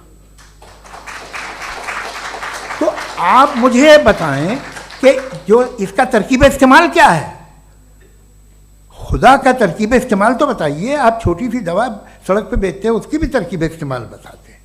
इसके इस्तेमाल से तो फायदा नहीं हुआ किसी को। जो सारे के सारे खराब मुल्क हैं, खराब समाज है, वो सारे जुल्म खुदा के नाम पे करते हैं। वो गलत करते हैं, सही करते हैं, मुझे क्या लेना देना उससे। इस्तेमाल से मालूम होता ना। एक विस्की की बोतल कभी शायद देखी हो आपने, लाल रंग की होती है, उस पर रोशनी और छिपड़ा इंतहाई खूबसूरत लगती है, क्या बिगाड़ रही है किसी का? उसका इस्तेमाल गलत है, इसलिए आप उसे नापसंद करते हैं। इसका इस्तेमाल गलत है, इस तसव्वुर का इस्तेमाल ही गलत है और हमेशा से गलत हुआ है। आप देख लीजिए, इंसानी तारीख देख लीजिए, आज देख लीजिए, हिंदुस्तान देखिए, दुनिया देख लीजिए क्या हो रहा है। इसे कैसे इस्तेमाल कर रहे हैं फेथ वाले लोग? क्या फेयर हैं, जस्ट हैं, जो अपने खुदाओं पे यकीन रखते हैं? वो किस तरह के लोग हैं? वो लोगों को इंसाफ देते हैं, वो बेहतर इंसान बने। तो इस दवा का फ़ायदा क्या है? चलो बहुत फ़ायदा हो रहा तो मैं इस्तेमाल कर लूँगा, मैं मुझे तो इस दवा का कोई फ़ायदा दिखता ही नहीं। मुझे तो ऐसा लगता, मैं एक और बात बताऊँ, अगर कोई आदमी मजहबी है और अच्छा आदमी है तो मैं उसकी बहुत इज्जत करता हूँ, इसलिए कि मेरा ख्याल है मजहबी आदमी का अच्छा होना मुझसे अच्छा होने से ज़्यादा मुश्किल है। भाई हर चीज़ की एक लिमिट है। आप इतना भाग सकते हैं, इतना नहीं भाग सकते, इतना वजन उठा सकते, इतना नहीं उठा सकते, इतना दूर देख सकते हैं, इतना दूर नहीं देख सकते। उसी तरह कॉमन सेंस कहता है कि आप में नेकी का भी एक कोटा होगा।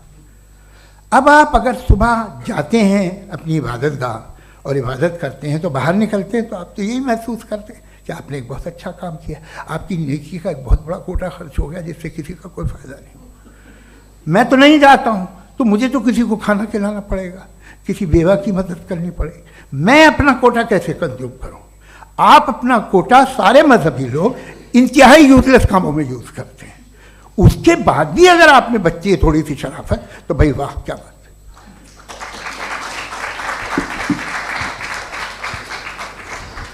एक तो मुझे ये बात बहुत अच्छी लग रही है कि दोनों ही विद्वान समय को मानते हैं और बहुत समय से अपनी दलीलें और बाज़ दफ़ा समय से पहले अपनी तकरीरें पूरी करके अपनी अपनी कुर्सी पर बैठ रहे हैं। ये इस आर्ग्यूमेंट का राउंड 2 पूरा हुआ। अब रिबटल का राउंड 2 है और उसके बाद क्रॉस एग्जामिनेशन होगा। नहीं, आपका आर्ग्यूमेंट हो गया सर।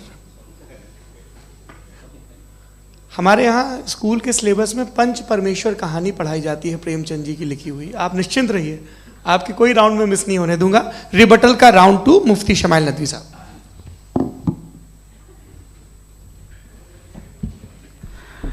असल में जो हकीकी प्रॉब्लम है, असल प्रॉब्लम है वो ये है कि जावेद साहब के पास कॉन्सेप्ट ऑफ गॉड क्लियर नहीं है। इन्होंने कहा कि कायनात से पहले खुदा तो था, तब भी तो टाइम होगा।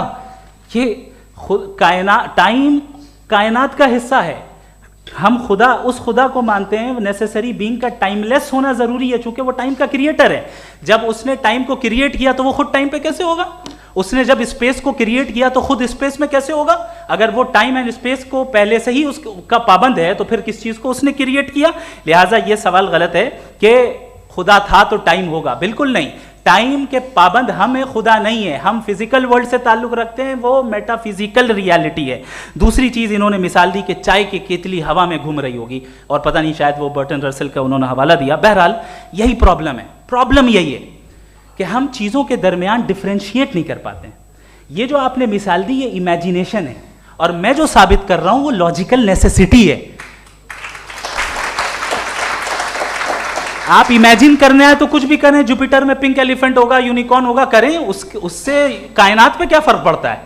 उससे आप लॉजिकल नेसेसिटी साबित नहीं कर सकते। मैं तो उस प्राइम कॉज की बात कर रहा हूं, उस नेसेसरी बीइंग की बात कर रहा हूं जिसके बगैर इस कायनात का एग्जिस्टेंस मुमकिन नहीं है।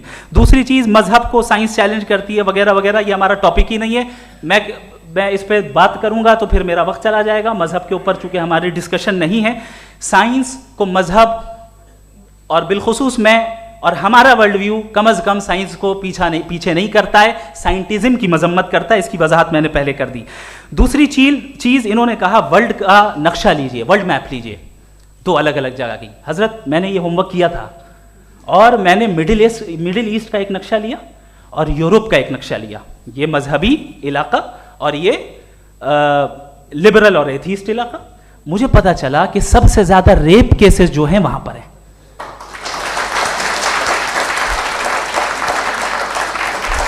मुझे ये पता चला यूएन की रिपोर्ट के मुताबिक, मैं ये अपने घर से नहीं लेके आ रहा, कि जो वर्किंग वुमेन है यूरोपियन कंट्रीज में, उसमें 81% वुमेन सेक्सुअल हैरेसमेंट का वर्क में शुमार हो रही है। ये मिडिल ईस्ट में नहीं हो रहा है, वो मजहबी लोग हैं इसलिए नहीं हो रहा है।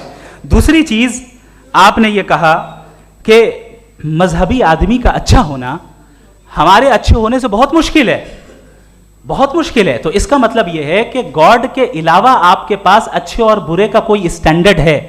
मैं चाहूंगा कि कन्वर्सेशनल स्टाइल वाली डिस्कशन और सेगमेंट पे इसी पे बात कर लेते हैं। Thank you very much.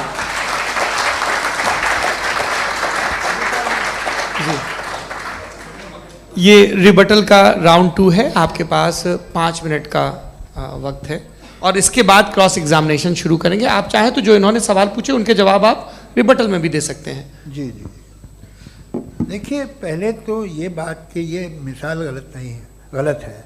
इन्होंने पहले ही हमको डिसार्म कर दिया, कह लिया अकल से मामला सॉल्व नहीं हो सकता, लॉजिक से आप पहुंच नहीं सकते। ये एक मेटाफिजिकल चीज़ है। मेटाफिजिकल अजीब सा लफ्ज़ है, ठीक से किसी को माने नहीं मालूम इसके, तो ऐसा लगता है कुछ बड़ी चीज़ है। अरे भाई क्या होता है मेटाफिजिकल, बताओ, खड़ी हो। ये एक लफ्ज़ है जो कहीं भी इस्तेमाल हो जाता है। जब आप एक बात कर रहे हैं और आप मुझसे बहस कर रहे हैं तो मुझे मेटाफिजिकल मत बताइए, आप लॉजिकली मुझे प्रूफ किए। और अगर लॉजिकली आप नहीं बात करते साहब ये मेटाफिजिकल है, तो फिर हम आप बात क्या कर रहे हैं? मेरा आपका किस ज़बान में कॉन्वर्सेशन होगा? और ये कहना कि वक्त पहले नहीं था, तो फिर क्यों कहते हैं ये हमेशा से और हमेशा रहेगा? हमेशा वक्त है, तो आप कैसे कहते हैं वो हमेशा से है और हमेशा रहेगा?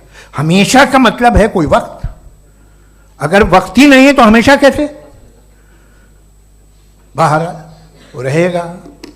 अब मैं ये देखता हूँ, आपने कहा ना कि वहाँ रेप ज़्यादा होते हैं, तो हम एक बात देखते हैं कि ये दुनिया जिस पे वो कादर मुतलक है, जिसकी मर्ज़ी के बगैर पत्ता भी नहीं हिलता, ओमनीपोटेंट है, ये दुनिया चल कैसे रही है? और इस दुनिया का हाल क्या है? 45,000 बच्चे जो 10 साल की उम्र से कम थे वो गाजा में मरे। भूख से काला हांडी में बच्चे मरते हैं और डिप्थेरिया से मरते हैं। डिप्थेरिया अजीब मर्ज है, गले में जाली बनना शुरू होती है, बच्चा नीला हो जाता है, गरीब का बच्चा, इसलिए कि वो पास इलाज नहीं। ये कादर मुतलक है जो चाहे कर दे, इससे आप दुआएं मांगते हैं हमारी ये काम कर दे वो कर दे, तो इसका मतलब डे टू डे लाइफ में वो इंटरफेयर करता है और ये देख रहा है वो। अगर वो वाकई भी है फॉर डिस्कशन सेक, तो मैं जब दुनिया देखता हूँ तो मेरे दिल में उसके लिए कोई इज्जत नहीं पैदा होती। ये क्या कर रहे हो तुम पूरे ऑल पावरफुल हो, ओमनीपोटेंट हो, ओमनी प्रेजेंट हो। तुम तो वहाँ गाजा में रहे होगे ना, तुम हर जगह हो। तुम देख रहे थे कि बच्चे की कैसे धज्जियाँ उड़ रही, तुम देख रहे थे और तुम चाहते हो मैं तुम्हारी परस्तिश करूँगा, तुम हो भी। अरे यार, इसके अच्छे तो हमारे चीफ प्राइम मिनिस्टर हैं, कुछ तो ख्याल करते हैं।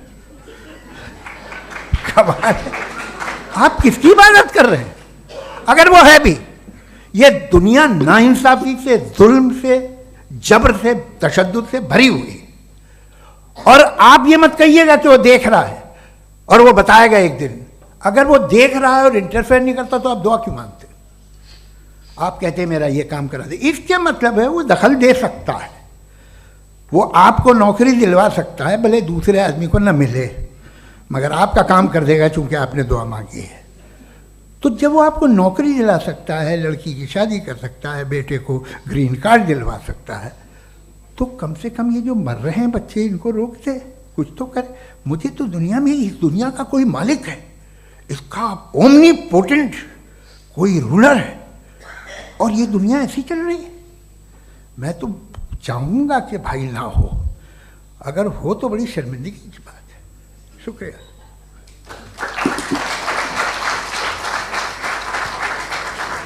देवियों और सज्जनों, इस बहस के 2 राउंड और 2 रिबटल पूरे हो चुके हैं। अब सबसे ज़रूरी और सबसे मुश्किल राउंड शुरू हो रहा है, क्रॉस एग्जामिनेशन का। अब इन विद्वानों की सज्जनता की एक परख भी होगी और वक्त हमने 16 मिनट का तय किया है। पहला सवाल आप पूछना चाहेंगे? जी बिल्कुल। पहले बोले भी आप। आप माइक ले लीजिएगा हाथ में, ये नीचे से ऑन कीजिए। जी मैं बोलता हूँ, ये डायस हटा सकते हैं क्या हम थोड़ा क्विकली?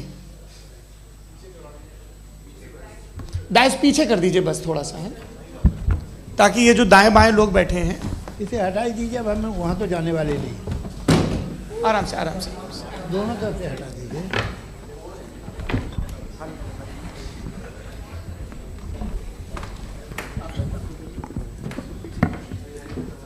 इस बीच आप लोग भी अपने अपने सवाल तैयार कर लें।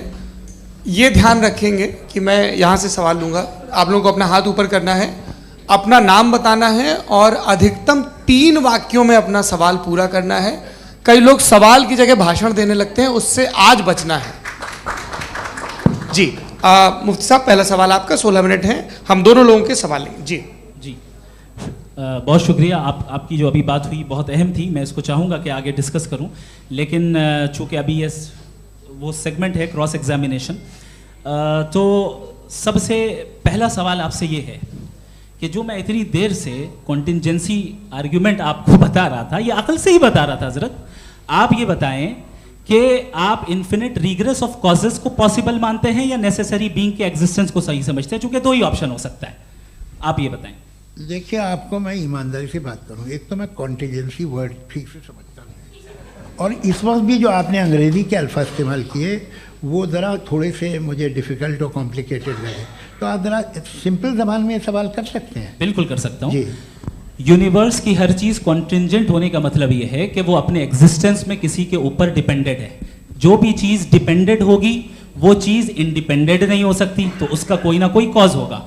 तो अब आप क्या समझते हैं कि ये इन्फिनिट रिग्रेस है, यानी कॉज पर कॉज, कॉज पर कॉज, कॉज पर कॉज, और कभी कोई यानी ये एंडलेसली चलता रहा? क्योंकि अगर ऐसा होगा तो हम तो एग्जिस्टेंस में आते ही नहीं, लॉजिकली ये मुत्तफक अलैह चीज़ है, मुत्तफक अलैह, अग्रीड अपॉन। ओके, इस पे हमने एग्री किया था कि मुश्किल शब्द आएगा तो अर्थ बताना पड़ेगा। तो इन्फिनिट रिग्रेस तो पॉसिबल नहीं है, तो कहीं ना कहीं आपको रुकना पड़ेगा ऐसे नेसेसरी बीइंग पर। नहीं, कोई ज़रूरत नहीं रुकने की। किसने कहा आप रुकना पड़ेगा? आप रुकते हैं खुदा पे, आप नहीं रुकते। आप कहते हैं वो हमेशा से, जब उस वक्त से है जब वक्त नहीं था। आप कहाँ रुकते हैं कि अब हुआ था वो? आप नहीं कहते। हम क्यों नहीं मान सकते कि यूनिवर्स जो है और बल्कि मल्टीवर्सेस जो है वो हमेशा से हैं, वो बनती है, बिगड़ती है। एक हमारे यहाँ एक चीज़ है ब्लैक होल, वो समेट लेता है वापस, फिर ब्लास्ट होता है, फिर फैल जाता है। और इसमें हमारी तो खैर कोई औकात ही नहीं है। इंसान की एक छोटे से ज़र्रे पे हम 50-60 साल की उम्र रखते हैं, जो करोड़ों अरबों साल की कायनात है उसमें, और पैदा भी नहायत ही बेहुदा वजह से हुए थे। तो इसमें ये सोचना कि इसकी वजूहात और ये क्यों है, ये डिपेंडेंट है, ये हम देख रहे हैं। क्या मालूम, आप सोचिए कि ये जो फैल रही है कायनात, ये कहाँ फैल रही है, ये कहाँ जा रही है, और ये फैल क्यों रही है? अरे बना ली थी तुमने, रुको भैया काफ़ी है। ये फैल क्यों रही है? ये और कौन सी कायनात जिसे मैं दूरबीन से देखता हूँ तो 2 बिलियन लाइट ईयर पे है, उससे मेरा कोई वास्ता ही नहीं है। 2 बिलियन ईयर यानी अगर मैं 80,000 माइल्स पर सेकेंड से चलूँ तो 20 करोड़ साल में वहाँ पहुँच जाऊँगा। इसकी ज़रूरत क्या थी?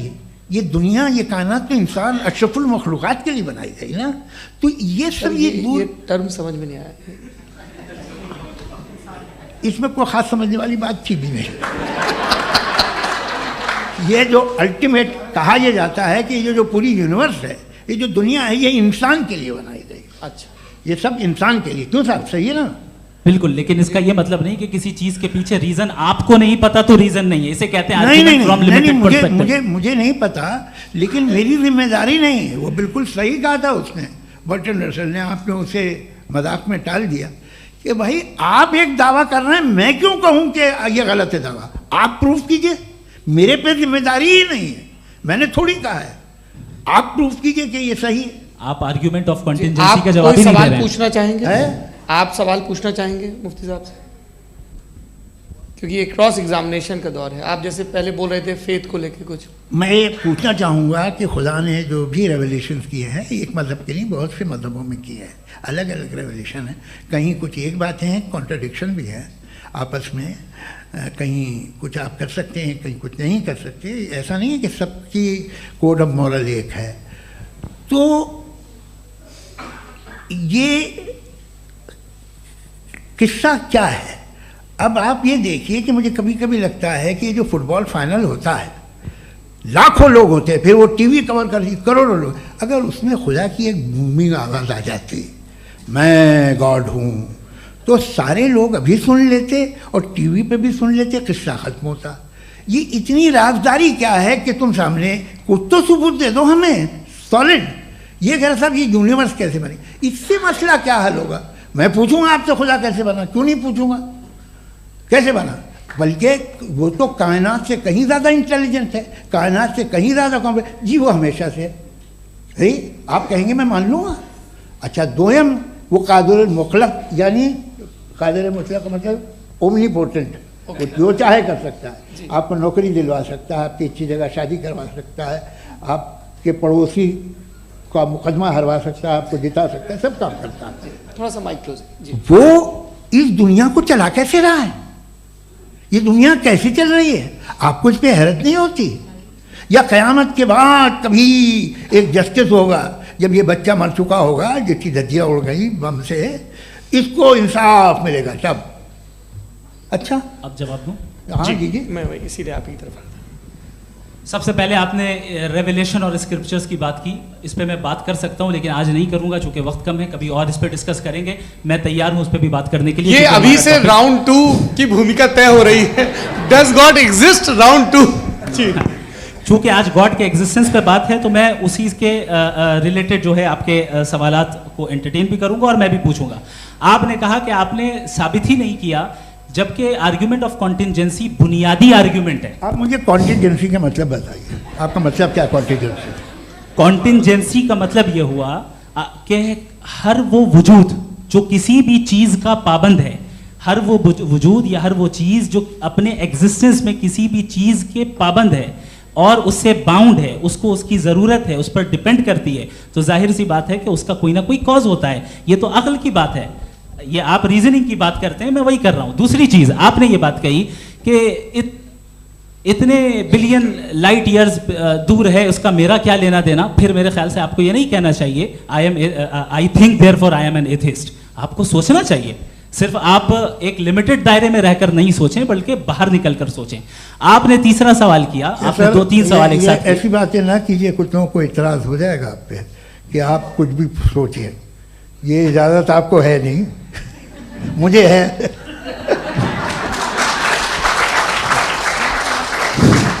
जी, आपने प्रॉब्लम ऑफ इविल के ताल्लुक से सवाल किया और बार बार आप एक लफ्ज रिपीट कर रहे हैं कि ओमनीपोटेंट गॉड है। ऑल पावरफुल गॉड है।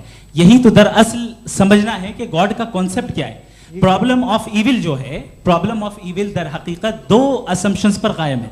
अगर आप इन दो असम्पशंस को समझ जाएं तो ये प्रॉब्लम नहीं रहेगी, आर्ग्यूमेंट आपको समझ में आ जाएगी कि ये कोलैप्स कर जाता है। पॉइंट नंबर 1, यानी जो आपका सबसे पहला फॉल्स असम्पशन है कि गॉड मर्सीफुल है, ओमनीपोटेंट है, दुनिया में जुल्म हो रहा है। लेकिन आपको ये समझना चाहिए कि हमारे वर्ल्ड व्यू के मुताबिक गॉड सिर्फ ओमनीपोटेंट और सिर्फ मर्सीफुल नहीं है, बल्कि वो ऑल वाइज भी है और वो ऑल नोइंग भी है। उसके हर काम के पीछे हिकमत और विजडम है। ये कोई जरूरी नहीं है कि वो हिकमत और विजडम आपको समझ में आए या मुझे समझ में आए। अगर आप जो समझ रहे हैं उसके मुताबिक आप फैसला कर रहे हैं, ये लिमिटेड पर्सपेक्टिव से आर्ग्यूमेंट है। और इस चीज को हम अपनी दुनिया में, अपने लाइफ में, डेली लाइफ में इस प्रिंसिपल को एक्सेप्ट करते हैं। हम जब किसी डॉक्टर के पास जाते हैं, डॉक्टर के पास जाकर वो अगर उसने हमें कोई दवाई दी है तो हम ये तो नहीं कहते कि जब तक आपके पास जितना नॉलेज और जितना विजडम नहीं है, आपने क्यों ये दवाई दी है, तब तक हम इस चीज को एक्सेप्ट नहीं करेंगे। नहीं कहते, हम उसकी अथॉरिटी को तस्लीम करते हैं। क्यों? क्योंकि उसकी हम जानते हैं कि वो नॉलेजेबल है, वो विजडम वाला है, हमसे ज्यादा नॉलेज और हमसे ज्यादा विजडम है। बताएं सर। नहीं, डॉक्टर में और खुदा में बड़ा डिफरेंस है। डॉक्टर पढ़ा लिखा होता है एक, तो मैं उसकी बात सुनूंगा। दो ये नहीं कुछ जवाब तो ये भी नहीं है सर। प्लीज अगर सब ऑडियंस से बोलने लगेंगे तो फिर मतलब नहीं सिविलाइज्ड बहस का। मतलब आप ये कहें कि चूंकि आप डॉक्टर पे बिलीव करते हैं इसलिए खुदा पे बिलीव किए, क्या ये मिसाल आपको समझाने के लिए आर्गुमेंट है, इस पे आपको एतराज नहीं है। तो सिंपल बात ये है कि मैं अगर ये यकीन कर लूँ कि एक ओमनीपोटेंट, उसकी मसलहत है, ये जो बच्चे मर रहे हैं ये मसलहत है उसकी, मुझे नहीं चाहिए थी मसलहत, उसकी मसलहत नहीं, यही तो समझना है। मतलब एक्सपीरियंस। अच्छा, इस आपने अभी मेरी बात पूरी सुनी नहीं। मैंने कहा आपका पूरा आर्ग्यूमेंट दो फॉल्स असम्पशंस पर है। एक फॉल्स असम्पशन मैंने बता दिया, दूसरा फॉल्स असम्पशन ये है कि इस दुनिया में इविल के होने का कोई गुड रीजन नहीं है, जबकि हमारे पास बाज रीजंस मौजूद हैं, हमारे पास बाज वजूहात मौजूद हैं। अगर इस दुनिया में इविल ना हो तो आप गुड को डिफाइन कैसे करेंगे? अगर जुल्म ना हो आप इंसाफ को समझेंगे कैसे? अगर तारीकी ना हो तो आप लाइट को समझेंगे कैसे? बहुत अच्छे। अभी और सुन लें, अभी और बाकी है। ये तो बात बहुत पसंद आई साहब मुझे, कि जब तक रेप ना हो तब तक औरतों की इज्जत का ख्याल आपने मेरा जवाब पूरा सुना ही नहीं। जब तक के बच्चों का कत्ल ना किया जाए तब तक आपको बच्चों की मासूमियत की इज्जत। आपने पूरा जवाब सुना ही नहीं। क्या बात है, क्या आपने नुक्ता निकाला? आपने पूरा जवाब सुना ही नहीं। आप सुन लें, मेरी बात सुन लें। ये मैंने आपको एक चीज बताई। दूसरी चीज, इस दुनिया में हम आए हैं टेस्ट के लिए, हमारा टेस्ट हो रहा है और हर इंसान का अलग अलग अंदाज में टेस्ट होता है।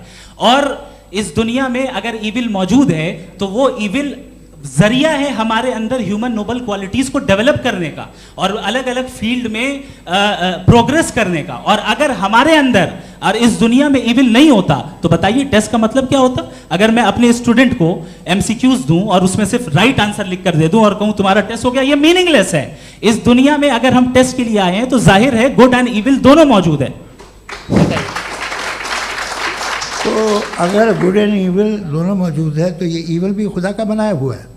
जी हाँ, खुदा का बनाया हुआ है। लेकिन अच्छा, चलो अच्छी बात। जी बिल्कुल, तो बिल्कुल मतलब खुदा ने बनाया। अभी तो ये है कि जो मेजॉरिटी है दुनिया में वो इविल है, तो ये खुदा एक्चुअली इविल के साइड पे लग रहा है मुझे। बिल्कुल भी नहीं, मैं बताता हूं। मेजॉरिटी में तो वो है। क्या बात कर रहे हैं भाई आप? मैं बहुत कोई भी जो मुंसिफ होगा, चाहे आपका अपना घर हो जिसके आप सबसे बड़े हैं, चाहे आपकी ऑर्गेनाइजेशन हो जो आप चलाते हैं, वहां पर आप इविल रखेंगे साबित करने को कि बाकी लोग शरीफ हैं? मेरी बात सुनिए। क्या ये आर्ग्यूमेंट ही गलत है? अगर कि जब तक के कोई इविल नहीं होगा तब तक के शरीफ आदमी शरीफ नहीं लगेगा। अगर एग्जामिनर गलत ऑप्शन दे रहा है तो एग्जामिनर इविल नहीं हो गया, जो गलत ऑप्शन को सेलेक्ट कर रहा है वो फेल होगा। क्रिएटर ने इविल को बनाया है लेकिन वो इविल नहीं है। अच्छा सुनिए मेरी बात, let me complete sir. Creator ने इविल को बनाया है टेस्ट के लिए, वो इविल नहीं है। इविल वो होगा जो उसे इख्तियार करेगा। छुरी को बनाने वाला गलत नहीं होता है, छुरी का गलत इस्तेमाल करने वाला गलत होता है। रेप को कैसे गलत इस्तेमाल करते हैं? रेप इंसान के फ्री विल का नतीजा है। ये रेप कैसे गलत इस्तेमाल होता है? ये मुझे अब सुन ले, गलत इस्तेमाल होता है। हाँ मैं बता रहा हूँ ना, कैसे गलत? मैं बता रहा हूँ कि जो इविल इस दुनिया में मौजूद है उसके कई सारे तरीके हैं, एक तरीका इंसान का अपना फ्री विल है। अब अगर कोई रेपिस्ट रेप कर रहा है तो इसका गॉड का कसूर नहीं है, वो अपने फ्री विल का गलत इस्तेमाल कर रहा है, उसको सजा मिलनी चाहिए। अच्छा, और उसी के लिए जहन्नम बनाई गई है। ये फ्री विल का भी बड़ा चक्कर। आप जब कोई बुरा काम करते हैं या कोई बुराई होती है तो ये कहा जाता है कि ये फ्री विल है। 7 billion free wills are moving on this planet, 7 billion free will. और एक आदमी अपनी फ्री विल से मुझे कत्ल कर दे तो मैं खुदा की मर्जी से मरा हूँ कि इसकी फ्री विल की वजह से? मेरी मौत खुदा के हाथ है या ये फ्री विल वाले के हाथ है? खुदा ने फ्री विल का निजाम बनाया है और उस निजाम का गलत इस्तेमाल करके कोई आपको मार रहा है, इस्तेमाल करके मेरा कत्ल कर देता है। अब मेरी मौत का जिम्मेदार कौन है? वो इंसान जिम्मेदार है, वो इंसान जी। तो ये कहना कि और उसको सजा मिलेगी। तो अब आप आगे चलिए कि ये तय करना कि अल्लाह ही या अल्लाह ने खुदा ही जिंदगी देता है, खुदा ही मौत देता है, ये गलत है। बिल्कुल गलत नहीं है। हाँ, नहीं, निजाम उसी ने बनाया, फ्री विल का निजाम मौत और हयात का उसी ने बनाया। You are contradicting yourself. अभी आपने कहा कि एक आदमी ने फ्री विल से आपको मार दिया, इसमें उसे फ्री विल दी गई थी, उसने गलत इस्तेमाल किया। 7 billion free wills are moving on this planet और आप चाह रहे हैं कि मैं सिर्फ खुदा का ध्यान करूं। ये 7 बिलियन फ्री विल्स को मुझे लुक आफ्टर करना पड़ेगा कि नहीं? ये तो तबाहियां कर रही हैं और तबाहियां ज़्यादा हो रही हैं। बिल्कुल। तो अगर आप बताएं अगर खुदा नहीं है फॉर एग्जाम्पल, तो आप इविल को कैसे डिसाइड करेंगे? यानी how can you define evil objectively without God? देखिए, दुनिया में 2 तरह के जानवर हैं, एक जो अकेले रहते हैं जंगल में और एक जो ग्रुप्स में रहते हैं। ग्रुप में जो भी रहेगा, चाहे वो आपका फाउंडेशन हो, चाहे कोई क्लब हो, चाहे कोई पॉलिटिकल पार्टी हो, चाहे कोई यूनिट हो, उसमें आपको इंटरैक्ट करने के रूल बनाने पड़ेंगे। यानी लोग तय करेंगे। लोग तय करेंगे। अगर लोगों ने ये तय किया कि किसी का रेप करना सही है, आप जस्टिफाई करेंगे? नहीं, आपका फाउंडेशन तो ये हो गया ना कि लोग ही विल डिसाइड करेंगे। नहीं, अरे दुनिया में ऐसे ग्रुप्स हैं जो रेप को जायज़ मानते हैं सर्टेन हालात में। मैं डिटेल में नहीं जानूंगा, आप भी जानते हैं। ये जो आईसिस वाले थे जिन्होंने क्या किया था, तो उन्होंने क्या किया उसका खुदा से कोई ताल्लुक नहीं है सर। मैंने सिंपल सवाल किया कि इविल को आप डिफाइन करते कैसे हैं? आइए वापस आइए जी।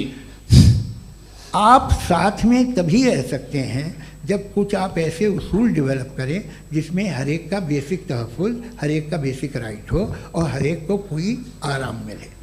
यही तरीक़ा है किसी भी ऑर्गेनाइजेशन जिसमें एक से ज़्यादा लोग हैं और वो ऐसे चलती है ज़िंदगी। उसमें अगर आप गड़बड़ करेंगे तो तबाही होगी, नुकसान होगा, बर्बादियाँ आएंगी। और अगर उसमें आप घर ले लीजिए ना, एक हस्बैंड है, एक वाइफ है, बच्चे हैं, वालदा भी हैं, 2 बहनें भी हैं, एक भाई भी है।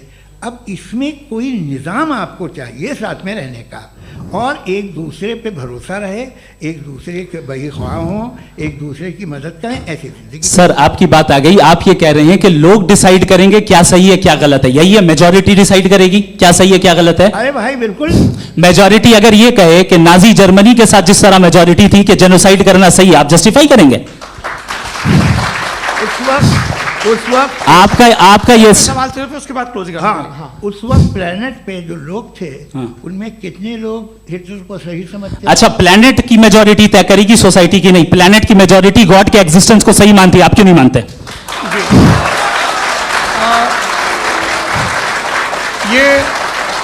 हेलो ये क्रॉस क्वेश्चन का राउंड यहाँ पर समाप्त होता है।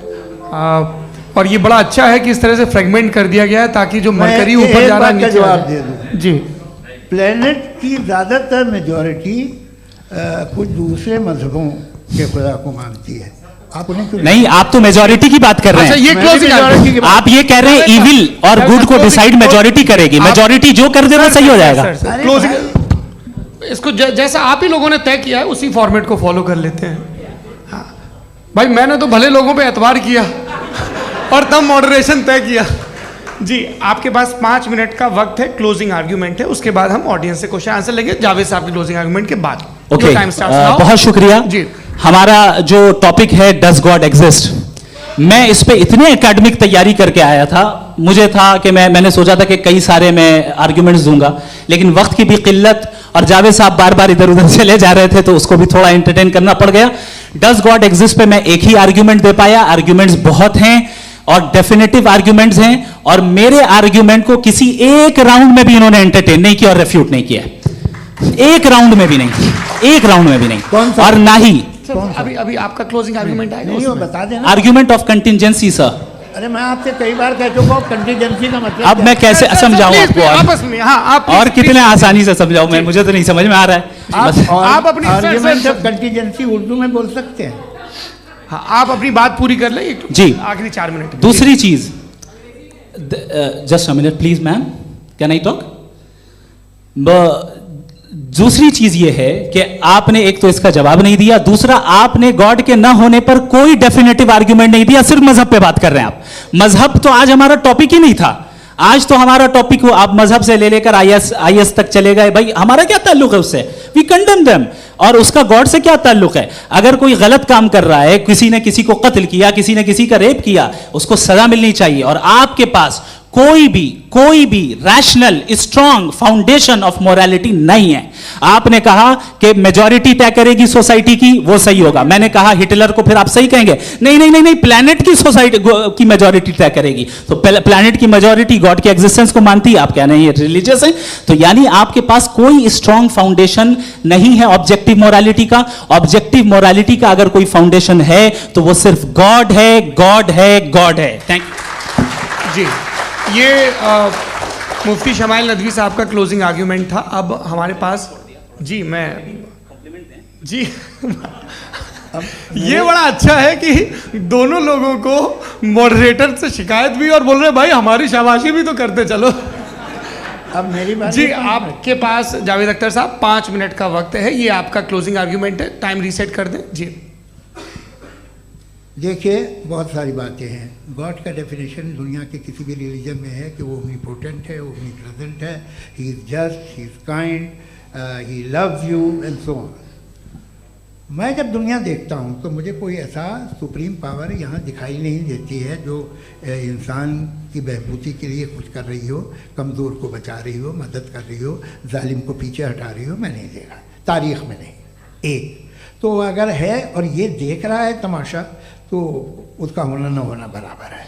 दोयम ये कि ये जो है, जब आप ये कहते हैं कि कायनात जिसकी कंटीजेंसी ये है, मैं देखिए वो लफ्ज़ इस्तेमाल किया मैं, तो ये कैसे हो सकती है भाई? और फ़ौरन आप सरेंडर कर देते हैं कि जाहिर है कि इसका बनाने वाला तो इससे 10,000 गुना ज़्यादा कॉम्प्लिकेटेड होगा। उस पर आपके होने पे कोई इतराज़ नहीं है। उसे वो टाइमलेस है, वो पहले से था, टाइम तो बहुत बाद में आया। ये सब आप मानने को तैयार है जिसका आपके पास कोई सबूत नहीं, आपके पास कोई रीज़न नहीं है। आपकी तारीख क्या है मज़हबों की? बिलीफ की, जो खुदाओं का बिलीफ है, ये कॉन्स्टेंटली गलत साबित होता रहा है। मतलब आप कहें कि अरिस्टोटल के ज़माने में तो सब जाहिल थे, वो भी इतने ही यकीन से खुदा पे यकीन रखते थे, जो अब नहीं रहा। ये भी नहीं रहेगा, आप लिख लीजिए।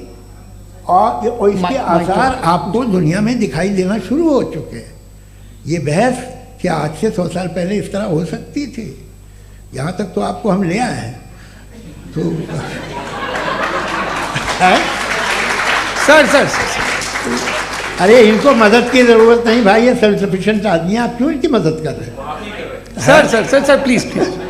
तो ये जो है तमाम बातें अपनी जगह हैं। ये एक पैकेज है।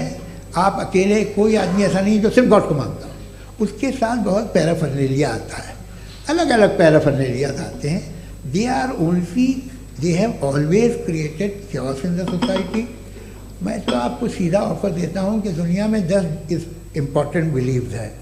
आप एक मानते हैं, 9 नहीं मानते, 9 में आप एथियस्ट हैं, 9 को आप बिल्कुल रीजनेबली मेरी तरह देखते हैं। तो 90 मजहबी आदमी भी 90% एथियस्ट है, वो दूसरे खुदा नहीं मानता, एक खुदा मानता है अपना वाला, बाकियों को कहता है गलत है। अगर आप मानना ही बंद कर दें तो आपका 10% चांस है कि आप सही हैं और 90% चांस है कि आप गलत हैं। मेरा मशवरा है आप मानना छोड़ दिए तो 50% चांस होगा कि आप सही हैं और 50% चांस होगा, 40% आप गेन करेंगे बाय बिकमिंग एन एथियस्ट।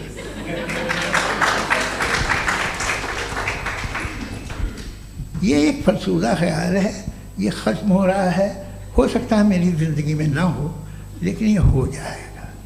जो बातें ये इनको आप मेटाफिज़िकल ये वो ऐसे रिस्पेक्टेबल टर्म दे दिए, ये तो उन लोग के हैं जिन्हें ना फिज़िक्स मालूम थी ना मेटा मालूम था, ये उन्होंने आपको दिए हैं। जी बहुत शुक्रिया आप दोनों लोगों का। और अब इस बातचीत का आखिरी राउंड शुरू होगा, डज गॉड एग्जिस्ट की ये बहस मुफ्ती शमाइल नदवी और जावेद अख्तर साहब के बीच। आप लोग अपने अपने हाथ ऊपर करेंगे, मैं यहाँ से तय करूँगा। और माइक हमारे पास है क्या? एक ही माइक है ऑडियंस के लिए? 2 माइक है, एक इस तरफ एक इस तरफ, ठीक है। तो जी सबसे पहले हमारी सहयोगी हैं मारिया शकील जी, पूछिए सवाल। थोड़ा सा रुकेंगे ताकि कैमरे का फ्रेम आप पर आ जाए, आपकी तो प्रैक्टिस है टीवी की। जी नदवी साहब, मैं खुदा को मानती हूँ, पहले मैं इसी प्रमाइस से शुरू कर रही हूँ और ये बता रही हूँ आपको, मैं मानती हूँ। लेकिन कुछ सवाल हैं जो जावेद साहब ने उठाया, उसका जवाब आपको देना चाहिए। पहला सवाल ये कि गज़ा में सालों से छोटे बच्चे मर रहे हैं, वो उनको अगर खुदा मर्सीफुल है, हम मानते हैं कि अल्लाह ताला में बहुत ताकत है, तो वो बच्चे क्यों मर रहे हैं? दूसरी बात ये कि अगर कंटिजेंसी की जो आप बात करते हैं, पूरे मुस्लिम ममालिक मिल कर के भी उन गज़ा के बच्चों को क्यों नहीं बचा पा रहे हैं? क्योंकि अगर वो चाहते, क्योंकि अल्लाह ताला उन पर हुकूमत करते हैं, सब पर हुकूमत करते हैं, तो वो उनको क्यों नहीं बचा? जी थैंक यू वेरी मच। बहुत अच्छा किया आपने इस चीज़ को जिक्र कर दिया, मैं इसको और अच्छे से एक्सप्लेन करने की कोशिश करता हूँ। देखें, जहाँ तक आपने कहा कि गज़ा के बच्चों को मारा जा रहा है, देखिए 2 वर्ल्ड व्यू है, एक एथीस्टिक वर्ल्ड व्यू, एक थीस्टिक वर्ल्ड व्यू है। बच्चे मर रहे हैं दोनों वर्ल्ड व्यू में, लेकिन हमारा वर्ल्ड व्यू कह रहा है कि रिकॉम्पेंस है, ये कह रहे हैं कि उनका मरना बेकार जाने वाला है, कोई उसका रिकॉम्पेंस नहीं है, चूंकि इनके यहाँ आखिरत और अल्लाह का कोई तसव्वुर या गॉड का कोई तसव्वुर नहीं है। आपने ये सवाल किया कि गॉड मर्सीफुल है, क्यों नहीं रोकता? ये मैंने बताया कि ये मिसकंसेप्शन है लोगों के दरमियान कि गॉड को सिर्फ मर्सीफुल और ओमनीपोटेंट समझते हैं। गॉड के सिर्फ यही 2 एट्रीब्यूट्स नहीं हैं, गॉड के कई सारे एट्रीब्यूट्स हैं, उनमें से अल हकीम भी है, उनमें से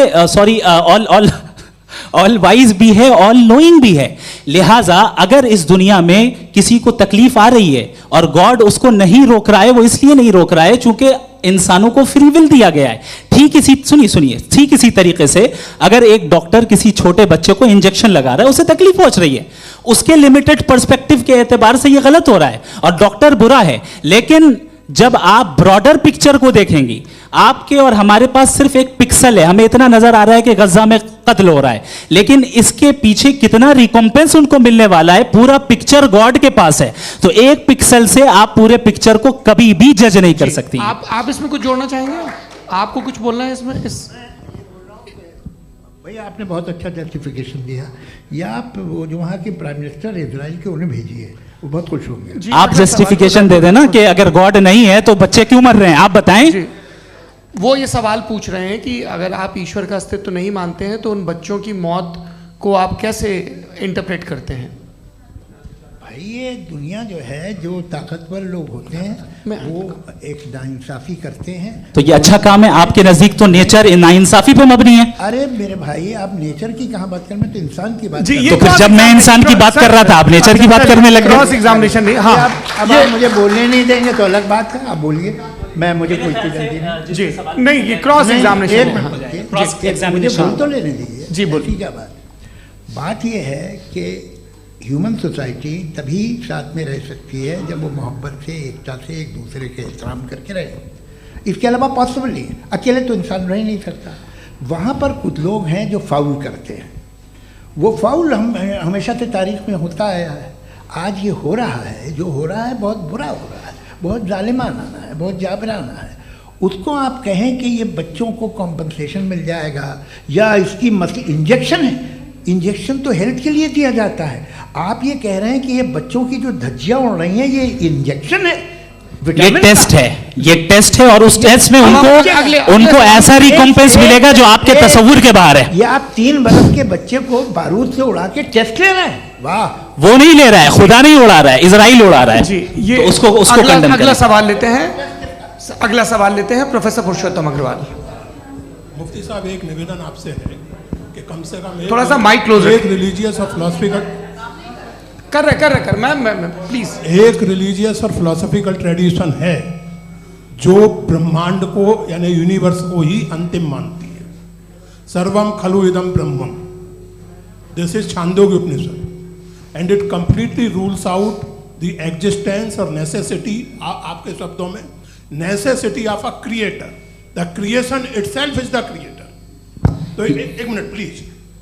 दूसरा जो सवाल आपने अभी, जो आप बार बार कह रहे हैं कि भगवान विद्वान भी है, वाइज, सब जानने वाला, तो अगर विजडम में दुनिया भर के पापों और अत्याचारों को बर्दाश्त करना शामिल है, तो फिर इसका मतलब ये हुआ कि अगर मैं फ्री विल से उसको अपोज करता हूं तो ईश्वर की विजडम और मेरी फ्री विल में कॉन्ट्राडिक्शन है।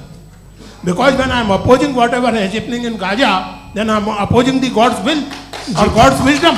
जवाब लेते हैं क्योंकि तो गॉड की विजडम में, एक मिनट सर प्लीज सर, ये एक जुमला, गॉड की विजडम है कि गाजा में जो कुछ हो रहा है वो हो रहा है, मैं उसको अपोज कर रहा हूं, तो मैं गॉड की विजडम के खिलाफ जा रहा हूं। एक सवाल।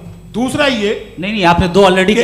सर आप और सवाल कर लें, लेकिन मुझे दो जवाब दे। पहले आपने ये कहा, सुनिए मेरी बात सुनिए। इजराइल के गॉड के मुताबिक तुम्हारा ठीक हो रहा है ना? नहीं हो रहा है, ठीक नहीं हो रहा है, मैं बता रहा हूँ क्या हो रहा है।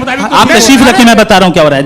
Let me complete please. एक सेकंड गाइस, एक सेकंड। ये देखिए, ऐसा है कि ये सब बड़ा आपस में विचार विमर्श के बाद ये तय हुआ था कि कुछ नियम बना लिए जाएं ताकि एक टाइम बाउंड बातचीत चले। और भाई साहब, आप बड़ा जरूरी काम कर रहे हैं, लेकिन कैमरे के फ्रेम में आके उस काम को गड़बड़ कर दे रहे हैं। ठीक है गुरु, अब मेरे को कहीं का गुस्सा कहीं निकालना था, सॉरी। नहीं, कोई गुस्सा नहीं है जी। तो प्रोफेसर ने सवाल पूछे, आप उनके जवाब दें, और थोड़ा ये सब लोग थोड़ा ख्याल रखें भाई, सवाल संक्षिप्त रखें जी। आपने दो सवाल किया। सबसे पहला ये कहा कि हमारे पास ये कॉन्सेप्ट है कि ये यूनिवर्स खुद नेसेसरी बीइंग है, creation itself is the creator. How irrational is this कि मैं एग्जिस्ट करूंगा बाद में, लेकिन अभी एग्जिस्ट कर भी रहा हूं, यानी एक ही टाइम में एग्जिस्ट भी कर रहे हैं, नहीं भी कर रहे हैं। This is not true. दूसरी चीज, आपने कहा कि अगर इजराइल में, सॉरी माफ कीजिएगा, Israel doesn't exist, occupied Palestine में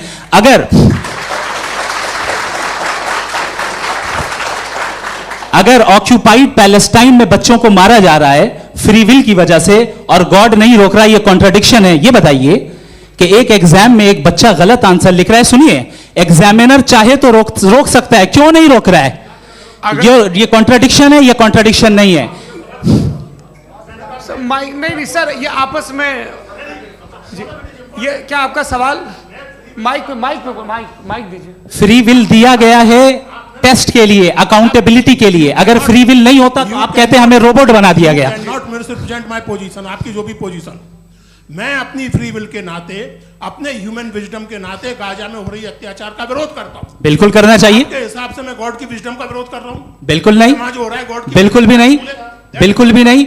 उसका वहां पर गाजा में कत्ल होना ये इंसानों के गलत इस्तेमाल का नतीजा है, फ्री विल के इस्तेमाल का नतीजा है। गॉड इसका हुक्म नहीं देता, उससे रोकता है। यही तो मसला है ना, आपके लिए कॉन्सेप्ट क्लियर नहीं भाई, आपने तो बताया था इंजेक्शन लगाने से बच्चे को तकलीफ होती है, ये इंजेक्शन लगा। सर आप ऐसे रेटोरिक स्टेटमेंट दे तब तो कोई मसला नहीं समझते रहेंगे। This is a rhetoric statement, this is not a logical argument sir. I am sorry, I am sorry. आखिरी 30 मिनट बड़े मुश्किल होने वाले हैं जी। मुफ्ती साहब आगे बैठे हैं, इनको माइक दीजिए। हाँ तरुण, माइक आप अपने पास रखिए, आपको कैमरे का फ्रेम पता है जी। सबसे पहले दोनों को मुबारकबाद। एक सर अपना आप नाम बता दें। आप अमेरिका में शिकागो में रहते हैं, इतना मुझे याद है। बताया आपको, यासिर नदीम अलवाजदी मेरा नाम है। जावेद सर, आपसे एक क्वेश्चन है इन्फिनिट रिग्रेस के ताल्लुक से। एक हाइपोथेटिकल सिनेरियो है, मसलन अगर आप सर माइक थोड़ा सा प्लीज क्लोज रखिए जी। अगर आप शायर इसलिए हैं कि आपके कोई उस्ताद शायर थे, और वो इसलिए शायर थे कि उनके कोई उस्ताद शायर थे, और इसी तरीके से हम माजी में पीछे चलते चलते चले जाएं और कहीं ना रुके, तो माफ कीजिएगा आप कभी शायर नहीं हो सकते। लेकिन आप शायर हैं, आपका शायर एग्जिस्ट करता है, इसका मतलब ये है कि आप कहीं ना कहीं रुके हैं। तो मेरा सवाल ये है कि क्या आप इन्फिनिट रिग्रेस ऑफ कॉजेस को लॉजिकल फैलेसी मानते हैं या नहीं मानते? हाँ या ना? मैं इन्हें लॉजिकल फैलेसी नहीं मानता हूँ, लेकिन मेरा प्रॉब्लम यह है कि जब मैं नहीं मानता हूँ तो I will continue with this logic जो फैलेसी नहीं हो। आप एक जगह रुक जाते हैं जाके, आप कहते हैं ये गेंद कैसे बनी, ये जजीरा कैसे बना, ये समंदर कैसे बना, ये ज़मीन कैसे बनी, और अचानक गॉड पे जाके आपको ब्रेक लग जाता है। एक बार आप सवाल नहीं करते कि भाई इनको बनाने वाला तो इनसे भी कॉम्प्लिकेटेड होगा, वो कैसे बना, उसके बारे में आपने इत्मीनान कर लिया, वो हमेशा से है।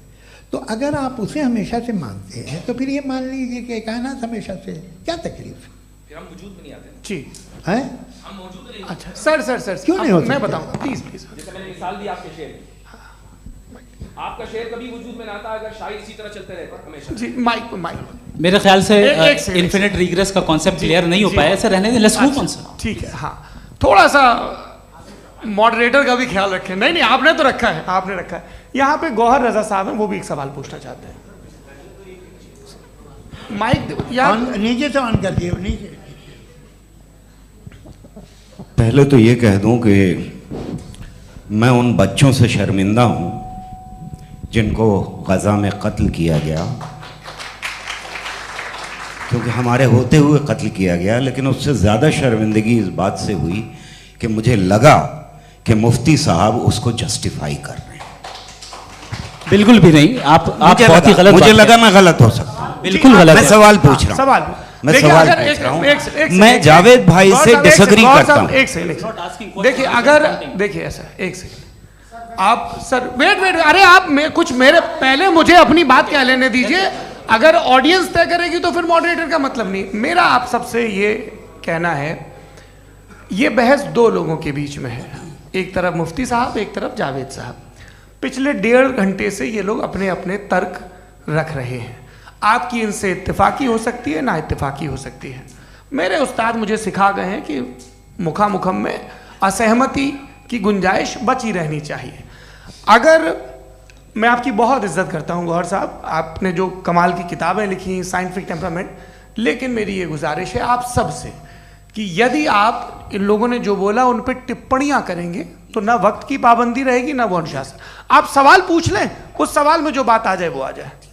मैं जावेद साहब से डिसएग्री करता हूं, इसलिए जावेद साहब से सवाल पूछ रहा हूं। आपका सवाल जावेद अख्तर साहब से। और सवाल ये है मेरा कि जावेद साहब ने कई बार लॉजिक का इस्तेमाल किया कि साइंस में लॉजिक है और रिलीजन में लॉजिक नहीं है। मेरा ख्याल ये है कि रिलीजन में भी लॉजिक है, लेकिन उस लॉजिक की बेसिस ये है कि आप रुक जाते हैं, जिसका जिक्र जावेद साहब ने बार बार किया, यानी खुदा के तसव्वुर पे आते हुए, गॉड के तसव्वुर पे आते हुए रुक जाते हैं। और इसमें सवाल पूछना मतलब फॉरबिडन होता है। सवाल यह है कि क्या जावेद साहब इससे एग्री करते हैं कि साइंस की लॉजिक अलग है और रिलीजन की लॉजिक अलग है? बताइए सर। देखिए, 3 चीज़ें हैं, साइंस है, एक है मंतिक है, इस्तिदलाल है, और एक जो है कुछ भी नहीं है, फेथ है, अकीदा है। मैं अकीदे की लॉजिक का कायल नहीं हूँ। मुझे आप इस्तिदलाल से, लॉजिक से, रीज़न से समझाइए, मैं मानने को तैयार हूँ, मेरा क्या नुकसान होगा। लेकिन ये कि अकीदे पे मैं नहीं जा सकता हूँ। अकीदे का मतलब है कि तुम ये मान लो, सवाल ना करो, ये नहीं। आप सारी बातें करके, बड़ी साइंटिफिक बातें करके एक जगह जाके खुदा के वजूद पे रुक जाते हैं, सरेंडर कर देते हैं। मैं सरेंडर करने को तैयार नहीं। That's all. जी, ये आगे सर बैठे हुए हैं, इनको माइक दीजिए। भाई वो आप पूछना चाह रहे थे ना भाई? हाँ, नहीं मैं ये जी, आपका नाम? आसिम इफ्तिखार। आसिम जी, पूछिए। सर, जावेद सर से सवाल है कि आपने अपने माइक थोड़ा करीब अपने क्लोजिंग स्टेटमेंट में ये बात कही थी कि मज़हब का जो फ्यूचर है वो ज़्यादा दिन नहीं जाने वाला है। लेकिन मैं देख पा रहा हूँ कि जो ऑक्सफोर्ड यूनिवर्सिटी की एक स्टडी है 2011 में हुई है, जिसके 50 एकेडमिशियंस ने इसको अंजाम दिया था, उसमें वो ये कहते हैं कि जो फेथ इन गॉड है वो इनबिल्ट है ह्यूमन नेचर के अंदर, जिसको हम कहते हैं फितरत के अंदर शामिल है वो। और वो ये कहते हैं कि अगर कोई ये समझता है कि मज़हब को वो ख़त्म कर देगा तो ये उसकी गलत फहमी है। तो आप इसके बारे में, इस स्टडीज़ के बारे में क्या कहते हैं? ठीक है, मैं उनसे एग्री नहीं करता हूँ। वो कौन से प्रोफेसर होंगे? ऐसा उनके पास डेटा है, इन्होंने डेटा के बेस होगा। डेटा क्या हो सकता है? फ्यूचर का डेटा तो नहीं हो सकता ना उनके पास, प्रेजेंट का डेटा हो सकता है। डेटा आपने सुना 100 साल पहले का बाद का डेटा? मैंने तो नहीं सुना आज तक। तो आज उनकी ये राय है और होगी राय, ठीक है, दुनिया में तरह तरह की राय है लोग, लेकिन मैं समझता हूँ कि वक्त के साथ इंसान ज़्यादा से ज़्यादा रीज़नेबल और लॉजिकल होता जा रहा है। आज आप देखिए वेस्टर्न यूरोप में क्या परसेंटेज है नॉन बिलीवर्स की, बहुत हाई, वहाँ चर्च खाली पड़े होते हैं। तो अल्टीमेटली तो इंसान कोई ऐसी बात बहुत अरसे तक नहीं मान सकेगा, चाहे गलत या सही, जो उससे उसके दिमाग को, उसके जहन को, उसकी लॉजिक को अपील न करे। वो कह रहे हैं तो ऑक्सफोर्ड के होंगे तो कैम्ब्रिज के होंगे, तो मुझे क्या लेना देना, उनका डेटा मुस्तकबिल का नहीं हो सकता है। जी दीपक, हाँ पूछिए। मैं आऊँगा, अभी पीछे की साइड भी आऊँगा, माइक वहीं भेजूंगा 2-3 साल के लिए। जी जावेद साहब, आपसे सवाल है। नमस्ते। अरे भाई सर, अगर आप ही लोग तय करना है तो फिर 200 लोग तय कर लें। नहीं sir, please don't do this sir. Everybody has a right sir, but we can only take selected questions. No sir, ये यंग लोग भी हैं तो इनकी ये अब उतने यंग, भाई आप यंग हैं कि नहीं है? वो कह रहे हैं वो भी यंग हैं साहब, आप उनकी नौजवानी पर दावा उनको ही करने थे। हाँ मुफ्ती साहब आप यंग, हाँ पूछे। अरे भैया सर, मेरा सवाल ये है, इनसे भी तो पूछो जी। नहीं, बस आपसे एक सवाल है। जैसे थीस्टों के पास अपने जो ईश्वर को मानते हैं, उनके पास अपने सोशल गेट टुगेदर्स हैं। 5 रोज़ आज क्रिसमस आने वाला है, होली है, दिवाली है, ईद है। एथिस्ट क्या ऑफर कर रहे हैं? मतलब मैं इनकी दुकान से बोलूं, मैं आना चाहता हूं उस तरफ, पर मैं अट्रैक्ट नहीं हो पा रहा हूं। मैं सोशल गेट टुगेदर्स क्या है आपके पास? वो ये कह रहे हैं कि जो धार्मिक लोग हैं, अलग अलग धर्म के लोग, उनके उत्सव त्योहार, कांग्रेगेशन बहुत हैं। अब आपको मैं एक सुनाता हूँ, यहाँ हिस्टोरियन भी बैठे हैं। मृदुला जी, आप बताइएगा सही है क्या? ये एक कॉन्स्टेंटाइन, एक ग्रीक रोमन बादशाह था, जो क्रिश्चियनिटी आने के 400 साल बाद उसने डिसाइड किया कि मैं क्रिश्चियन हो जाऊंगा, मेरी पूरी स्टेट कैंसिल हो जाएगी। उस ज़माने में ऐसे ही होता था, राजा जो धर्म इख्तियार करता था वो जनता भी कर लेती थी। इसलिए कि वो हो गया था बैंकक्रप्ट, और उसे जो मेडिटेरियन कोस्ट के रिच क्रिश्चियन वो थे मर्चेंट, उससे पैसा चाहिए था। तो उसने कहा यार क्रिश्चियन हो जाओ। तो उसने अपने वजीर से कहा कि भाई ये हिस्ट्री है कि अब हम लोग क्रिश्चियन हो जाते हैं। पहले सर हो जाएंगे, कोई प्रॉब्लम नहीं है, लेकिन एक प्रॉब्लम ये है कि 17 दिसंबर से 25 दिसंबर तक जो पेगन फेस्टिवल होता, जो पेगन थे वो लोग, जो फेस्टिवल होता है वो बंद हो जाएगा, इसलिए कि हम क्रिश्चियन हो गए तो होगा नहीं। तो वो बच्चों को बहुत बुरा लगेगा, पब्लिक को बहुत इन्जॉय करते हैं, खासतौर से 25 को मेन डे। उसने कहा ये तो सही कह रहे हो, ये जीसस क्राइस्ट की पैदाइश कब थी? पहले साहब वो अप्रैल में थी। नहीं, कट करो, वो 25 दिसंबर को है। यह हकीकत है जी। और 400 साल बाद क्रिश्चियनिटी के अप्रैल से दिसंबर ले आए, और इसलिए कि यहाँ पेगन फेस्टिवल होता था। अब मनाते हैं आप आराम से। ये जो सारे फेस्टिवल हैं, ये रिलीजन ने, हर एक को एक इंटरटेनमेंट डिपार्टमेंट चाहिए होता है अपनी कंपनी चलाने के लिए। तो ये रिलीजन ने, ये सेकुलर त्यौहार थे जिन्हें रिलीजन्स ने ले लिया है। ये मौसम के थे, फसलों के थे, किसानों के थे, उसको आपने लेके रिलीजियस रंग दे दिया। ये कोई रिलीजन से थोड़ी आए आप। अच्छा हमें देखिए, हम तो मुल्द हैं, हम ईद मनाते हैं, हम दिवाली मनाते हैं, हम होली मनाते हैं, हम क्रिसमस मनाते हैं। बम्बई की फिल्म इंडस्ट्री की सबसे बड़ी होली हमारे घर में होती है, सबसे बड़ी ईद हमारे घर में होती है। वो हमारे सोशल वो है, हमारा हेरिटेज है। ऐसा थोड़ी है कि we will throw the baby along with the water. ये तो अच्छी चीज़ है, इन्हें रखो, जो बेकार है फेंक दो। जी हाँ, हेलो जी, मेरा सवाल नादवी जी से है। जैसा कि आपने बोला कि गॉड टाइम के भी परे हैं, और गॉड इतनी कॉम्प्लेक्स चीज़ है कि उसे ह्यूमन माइंड समझ नहीं सकता, और गॉड ने अर्थ पे फ्री विल भी दे दी है। तो आप अपना वक्त ज़ाया क्यों कर रहे हैं गॉड के बारे में बात करके? अपन को तो बात करनी चाहिए कि सोसाइटी को बेहतर कैसे करें। जी, मैं गॉड वही बताता है सोसाइटी को कैसे बेहतर करें। अभी मैं आपका जवाब देता हूँ। आपने कहा कि टाइम पे वो एग्जिस्ट नहीं करता, नहीं, मेरा सवाल ये है कि जैसा आपने बोला कि गॉड बहुत ही कॉम्प्लेक्स चीज है। मैंने कहा ही नहीं कि कॉम्प्लेक्स है, तो आपके अल्फाज हैं। कॉम्प्लेक्स का लफ्ज गॉड के लिए सुइटेबल नहीं है। क्यों? क्योंकि कॉम्प्लेक्स वो चीजें होती हैं जो ऑब्जेक्ट हो। God is not an object जिसको आप इंस्ट्रूमेंट के जरिए लेबोरेटरी में जाके टेस्ट करें, oh it's very complex. No, वो कोई कार का इंजन नहीं है। मेरा वो फिलोसॉफिकली नेसेसरी बीइंग ऐसी बीइंग है जो सिंपल बीइंग है। हाँ, आप उसको मुकम्मल तौर पे उसकी तमाम हिकमतों को जान ले और हर चीज को जान ले, ये पॉसिबल नहीं है, क्योंकि वो ऑल वाइज है, आप ऑल वाइज नहीं है, और वो खुदा है, वो आपको सारी चीजें बता दे, ये जरूरी नहीं।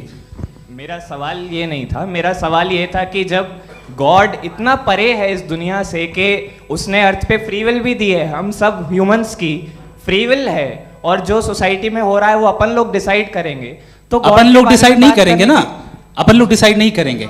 गॉड जो है, गॉड ने वो उसकी जात, उसकी एग्जिस्टेंस टाइम एंड स्पेस से परे है, लेकिन वो हमारा टेस्ट ले रहा है और उसी गॉड ने हमें बताया कि तुम्हें क्या करना है क्या नहीं करना है, तो जाहिर है उस गॉड की बात सुनेंगे ना हम। जी, वो पीछे एक चश्मा लगाए जो मैम खड़ी हैं, उनको दीजिए। हाँ, आप जी जी बिल्कुल आएंगे।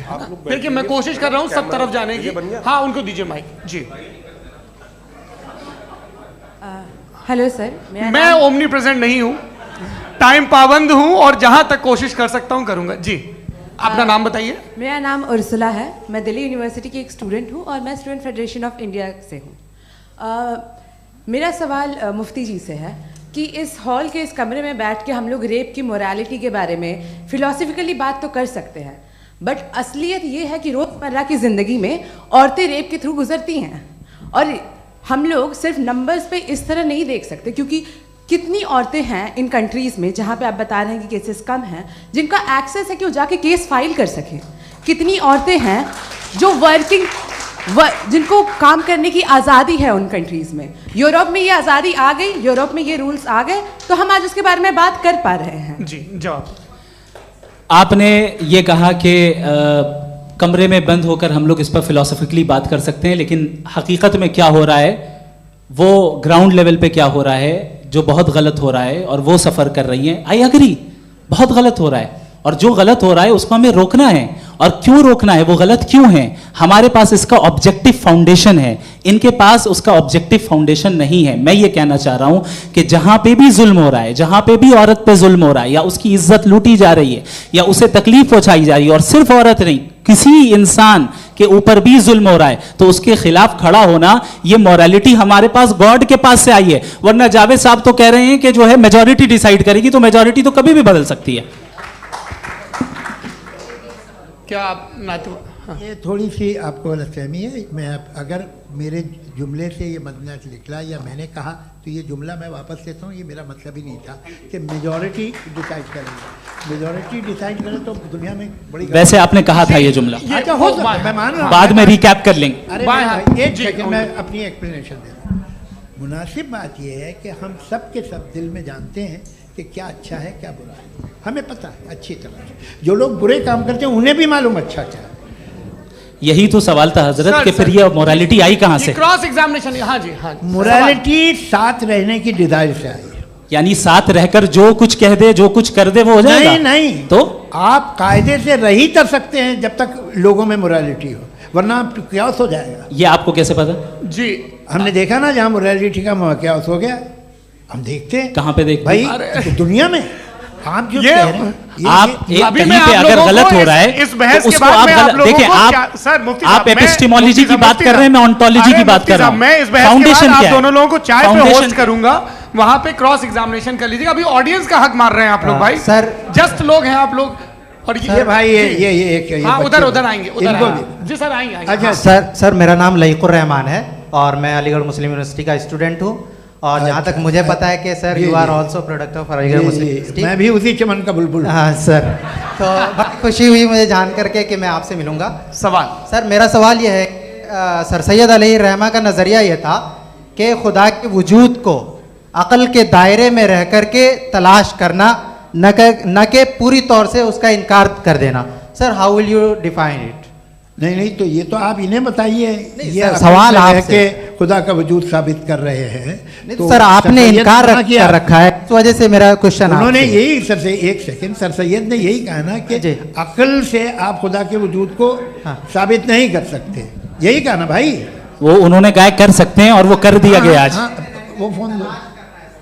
तलाश करना या साबित करना अक्ल से नहीं हो सकता। अरे सवाल तो सुन लीजिए जी। अक्ल से नहीं हो सकता है, यही कहा ना आपने। अक्ल से हो सकता है। अरे वो यही कह रहे हैं भाई, आप बता रहे हो सकता है, वो तो कुछ और।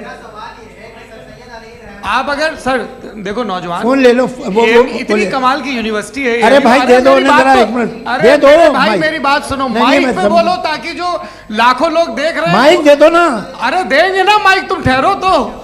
हाँ सर, मेरा सवाल ये था कि सर सैयद अलैहि रहमा का एक नज़रिया था अपना कि खुदा का जो वजूद है उसको अक़ल के दायरे में रह करके तलाश करना है, न कि पूरे तौर से इनकार कर देना है। ये उनका कॉन्सेप्ट था। लेकिन मेरा सवाल ये है कि आप इसको कैसे डिफाइन करते हैं, एक्सप्लेन कैसे करेंगे, मैं आपसे जानना चाहता हूँ, क्योंकि you are the product of Aligarh Muslim University. मुझे अक़ल के दायरे में रख के मैंने बहुत तलाश की, मुझे मिला नहीं। हाँ ये इधर वो चश्मा लगाए जो, हाँ उनको दे दीजिए। जी जी फटाफट पूछिए, बस 5 मिनट है, 5 मिनट में खत्म हो रहा है। हाँ अस्सलाम वालेकुम मुफ्ती साहब। एंड मेरा सवाल जावेद अख्तर साहब से। क्या नाम है आपका? अरे भैया सब मुझे पूछ रहे हो।